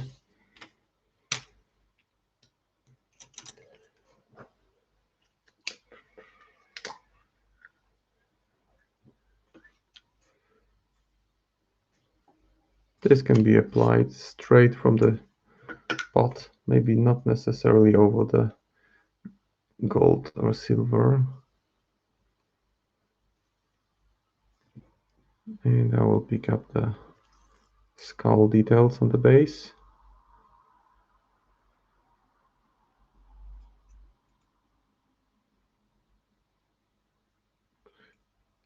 And working on a few miniatures, it can be especially effective when you have a situation like that, where you have similar bases for 3 miniatures, and you might as well take your time and paint each one separately. But if the same type of colors, the same type of detail, it just makes it much more efficient to paint in a batch.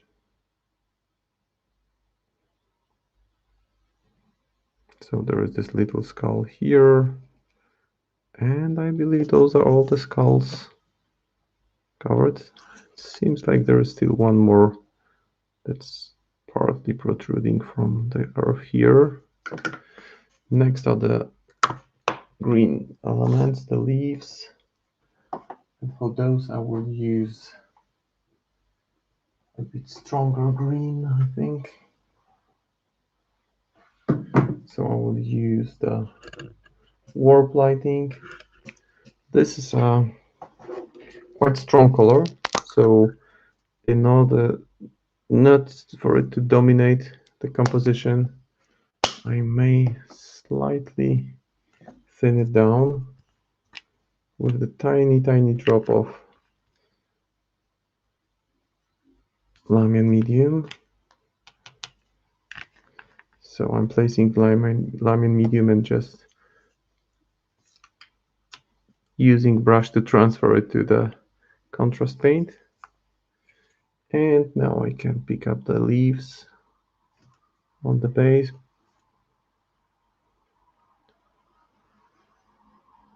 And this is a nice bright green now that's been thinned down, because otherwise the color would have been a bit too strong.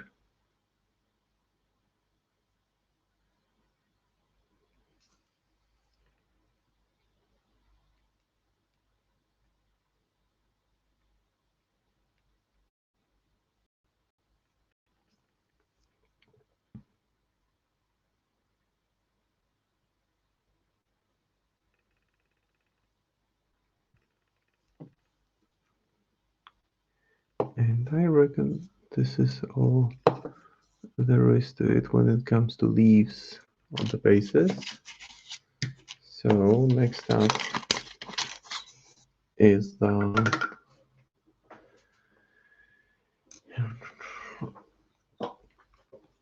gray color, and for that I will use maybe Basilican gray. That's the one that I want to use here. So I will take a slightly larger brush. It doesn't matter that it's not in a good shape, because I wanted to absorb a bit more paint.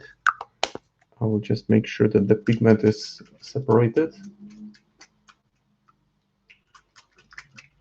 because if you look at the bottom, you should be able to see the flow of the paint inside. The pigment tends to separate, get stuck to the bottom, so you need to give it a good shake.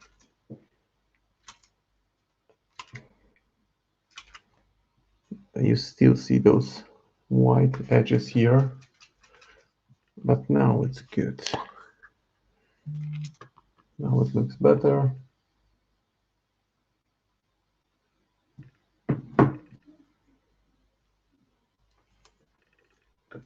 Maybe a different brush. Maybe this one will be better. Or maybe this one, even bigger.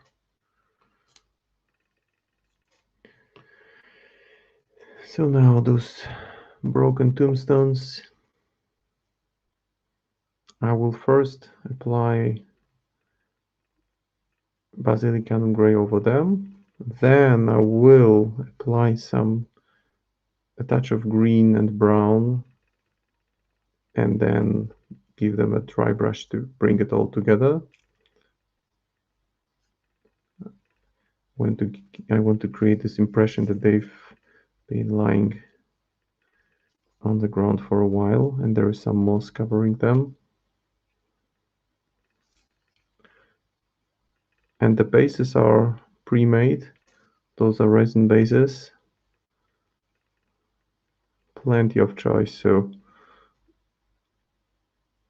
if you just want to, well, that depends on what approach you have, because I like to keep a theme throughout the whole faction, because then when I mix models from the same faction in game, it looks more cohesive, more coherent. But then you can also experiment with each themed crew having themed bases and potentially keeping the versatile models somewhat suitable for all crews that you own. But it's a highly individual approach. There is no good or bad way of doing that. For those, since I'm not playing explorers, I just wanted to create bases that would give a nice contrast to those vivid colors that I have on the clothes of those mutated kids. So I thought that graveyard themed base would be a good idea.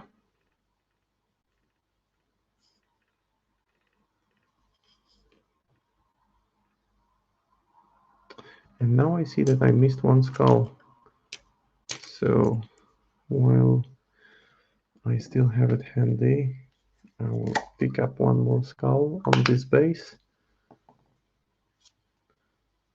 just next to the tombstone.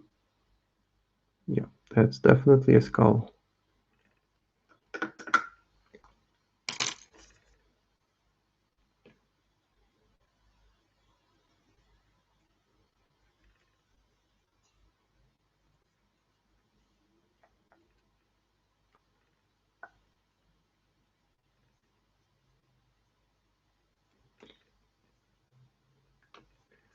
Once I have all the details picked up, like the tombstones, the leaves, the skulls, then I can use one color to cover the earth section, and this will be some choice of brown. I'm still hesitating which one to use.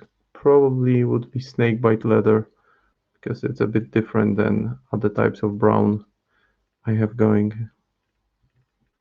Yep, those are the tombstones on the denser one, on the dancing one, and now the tombstones on the curious girl.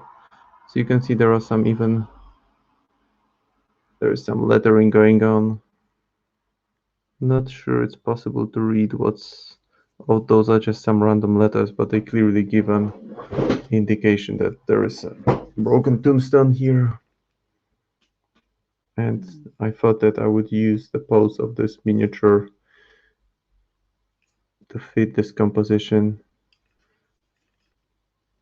of a girl that looks like she's bending to look at something on the ground. That's why I positioned her in a way that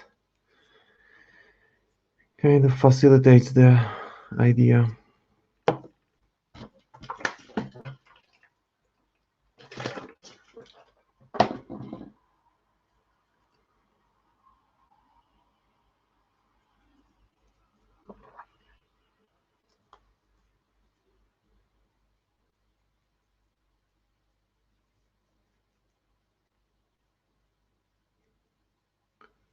So for my next stream next week, I'm thinking I might do Mikhail or some Neverborn models, maybe a Teddy. I think I might go with another vote, because for this one, just worth mentioning that I put a vote on Facebook at the Wyrd place, and I asked the community to react, and each reaction was assigned to a different model. So there was a choice of either Nekima or Nexus, or can't remember what the third option was. It was pointed out to me that I shouldn't have used the thumbs up reaction, because this is the most common one, and Nexus got this. I chose this one to react if the community wanted me to paint Nexus, which might have given them an edge, but still I think that this is the new stuff, which was a clear favorite from the get-go. So I might do the same thing for the next stream. Now I suppose I could go with... Actually, why don't I go with Blackbear Flesh? Just to give this nice mossy look. And I will mix Blackbear Flesh with a bit of brown to get this dark green look to the base. I will put some onto my good old palette and use a bit of snakebite leather to keep this darker, like it's almost brown, and that should work well with the idea of it being a tombstone, of it being a graveyard. And I'm not concerned if I apply some of it onto the tombstones, because they would just look as if they were affected by the terrain in which they are lying. So that's why I first make sure I pick up the finer details and then go over with different color.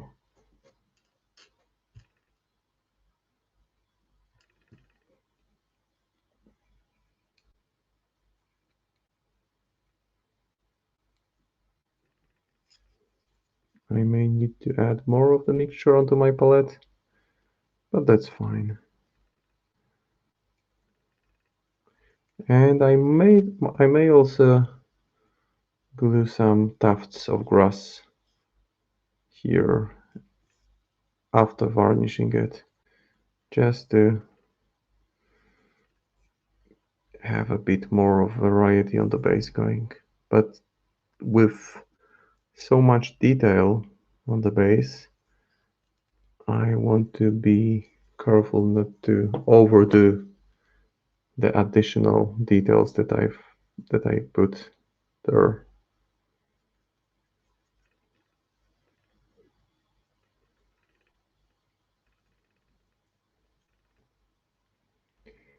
Yeah, getting close to done. That's very true. So essentially, the next stages are finishing applying the color that I have now. So maybe adding a bit, yeah, definitely adding a bit more to the palette. So that's one thing. Then waiting for it to dry, which might happen during this stream. Then giving it a dry brush with bright off-white color. And after that, see, I just placed some of it on the hand and I don't want it. So that's easy to remove at this stage, no problemo. And then once this is done, I can apply dry pigments onto the boots and maybe onto the earth a little bit. Spray it with matte varnish. Once matte varnish is applied, I could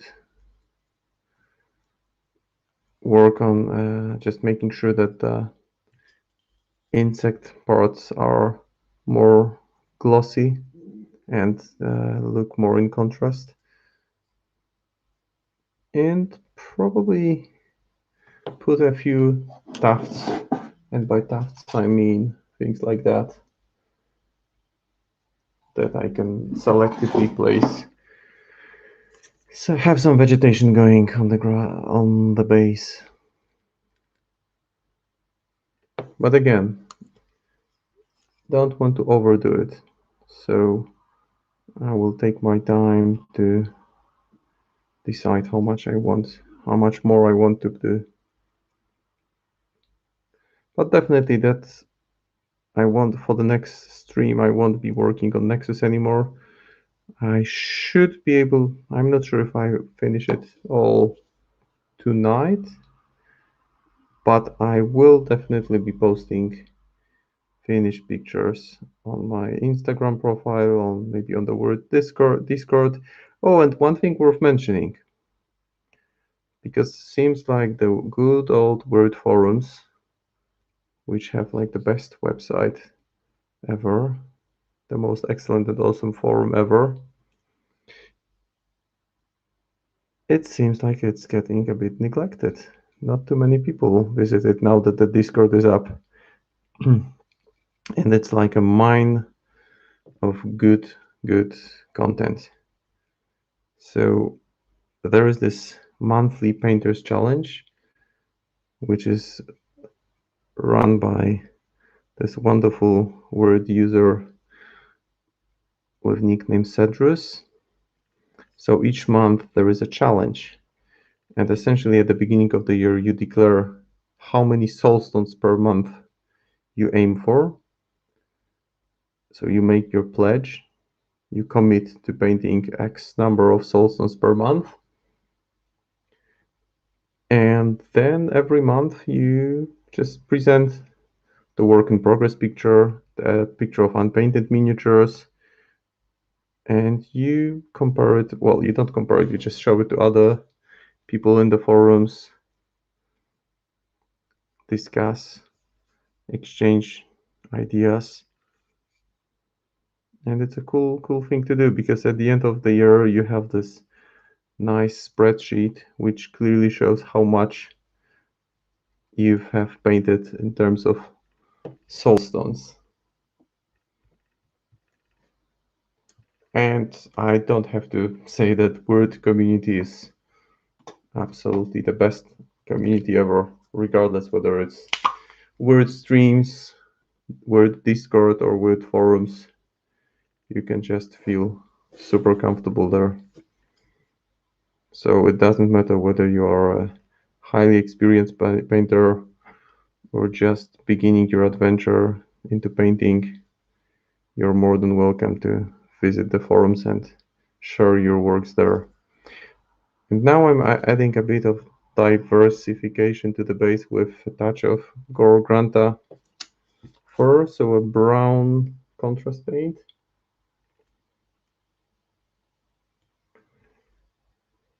Oh yeah, that's very true. You can enter Wyrd contests, and I believe there's one Halloween themed going on. Correct me if I'm wrong, but I believe that there might still be time to submit your entries. And then you can also vote on the forums, but you have to be registered for X period of time, because otherwise people could just register to vote. So plenty of good stuff going there. And yes, that's my Instagram. I will definitely be posting pictures when it's finished. But also, before I wrap it up, I will get some bright green paint. I need to give it a good shake.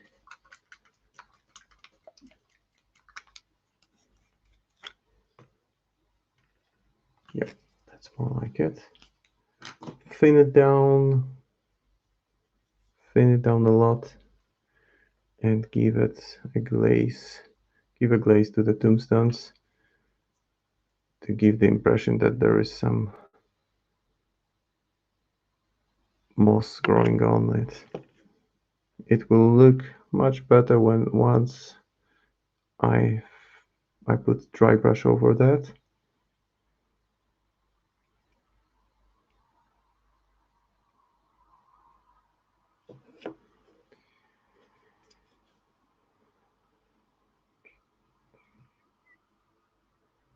Deadline for Rotten Harvest is Sunday the 31st.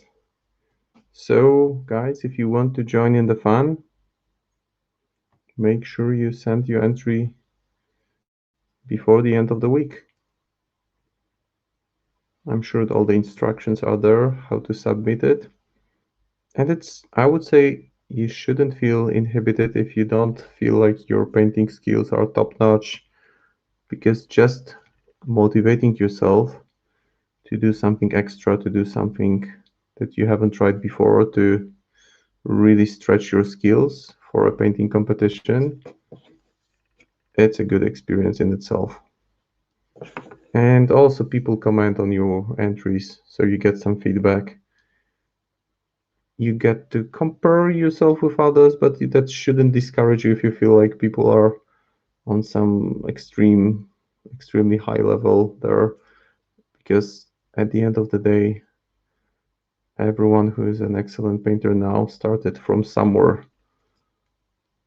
So competitions are a good place to really hone your skills and get feedback, which is most of the time a good thing.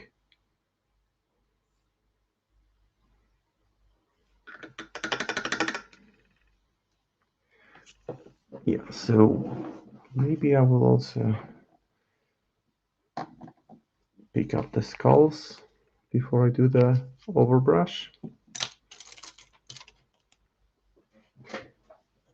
Rotten Harvest is one of those staple Wyrd competitions. I've taken part in it a few times. Don't think I will be taking part this year because I have a lot of projects going on, a lot of miniatures that I'm either painting for myself or for someone else, but I will be curious to follow and see what people come up with, because the creativity and the crazy ideas that people have there can be really inspiring.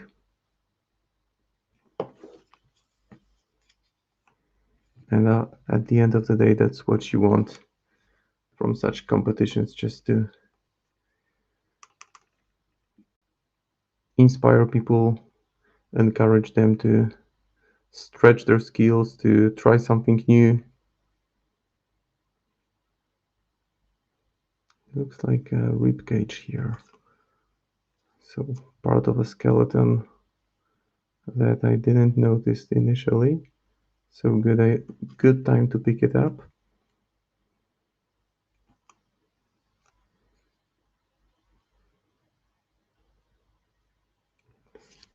And since I will be doing an overbrush, I just want to make sure I pick up the details and the skulls with a slightly darker shade of off-white than the one I will be using for overbrushing in the final stage. And also, while I'm at it, I will go with bright gray. And since I don't have a bright gray paint, it's not an issue. I have a dark gray, which is just as well. I'll mix it with off-white to get the color I want and thin it down. So it's like a wet palette on a miniature. Oh, on the base to be precise. And I'll just make sure I place some highlights on the tombstones, because then it will be all brought together with one final overbrush.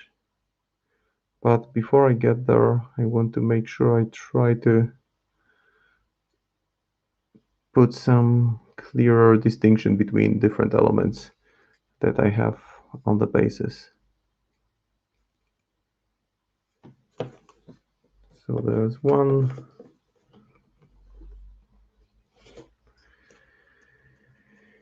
There's two. Well, and I didn't mention the prices, right? Because I think that the standard prices are store credit, which is always handy. So that's another incentive to get involved in a painting competition. But in my humble opinion, it shouldn't be the main incentive, because the main, well, the way I see things should be just this opportunity to test your skills and to stretch your skills, because you get extra motivation when you paint for competition. And that's usually a good thing because it sparks additional levels of creativity that you may know you have in you. And if you're crazy enough, you can enter the Iron Painter competition, which is a whole different story. Not sure if this is happening anytime soon, but this is like the Mount Rushmore of painting competitions, because you get to paint miniatures on bi-weekly basis. There is a theme for each round, and you really need to commit to that if you want to stand a good chance. I've done it twice, and it was a big time investment. So you want to make sure you have time to commit. But the themes that are there and the creativity that people show, it's just amazing.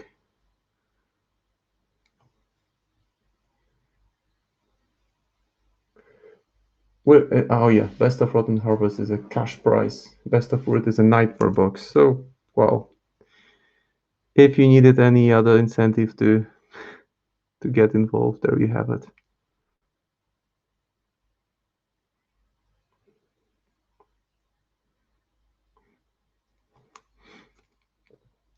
And by applying the paint, which is very thin down here, I make sure that still the darker areas, the recesses, stay darker. And one final thing I will do is a very quick touch up of light brown.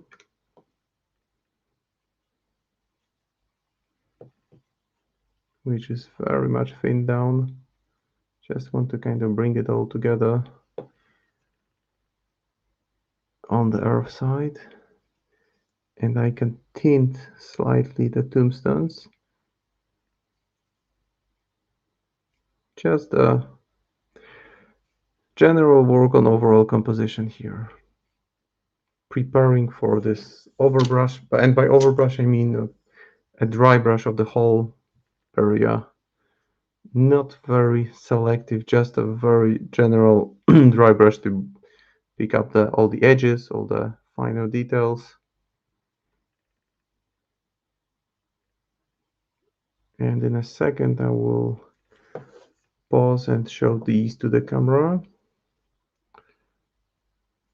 But I think that for 2 streams, that's a pretty good progress.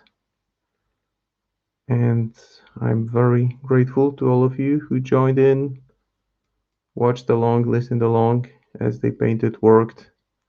As always, very grateful for Kimberly, lovely Wyrd assistant who is there for every stream and makes sure things run smoothly. So those camera adjustments, sound adjustments, things that you don't know are even happening, she has it all covered, and thanks to her, these things run smoothly. And I'm always very grateful for this support. So this is the final stage for today.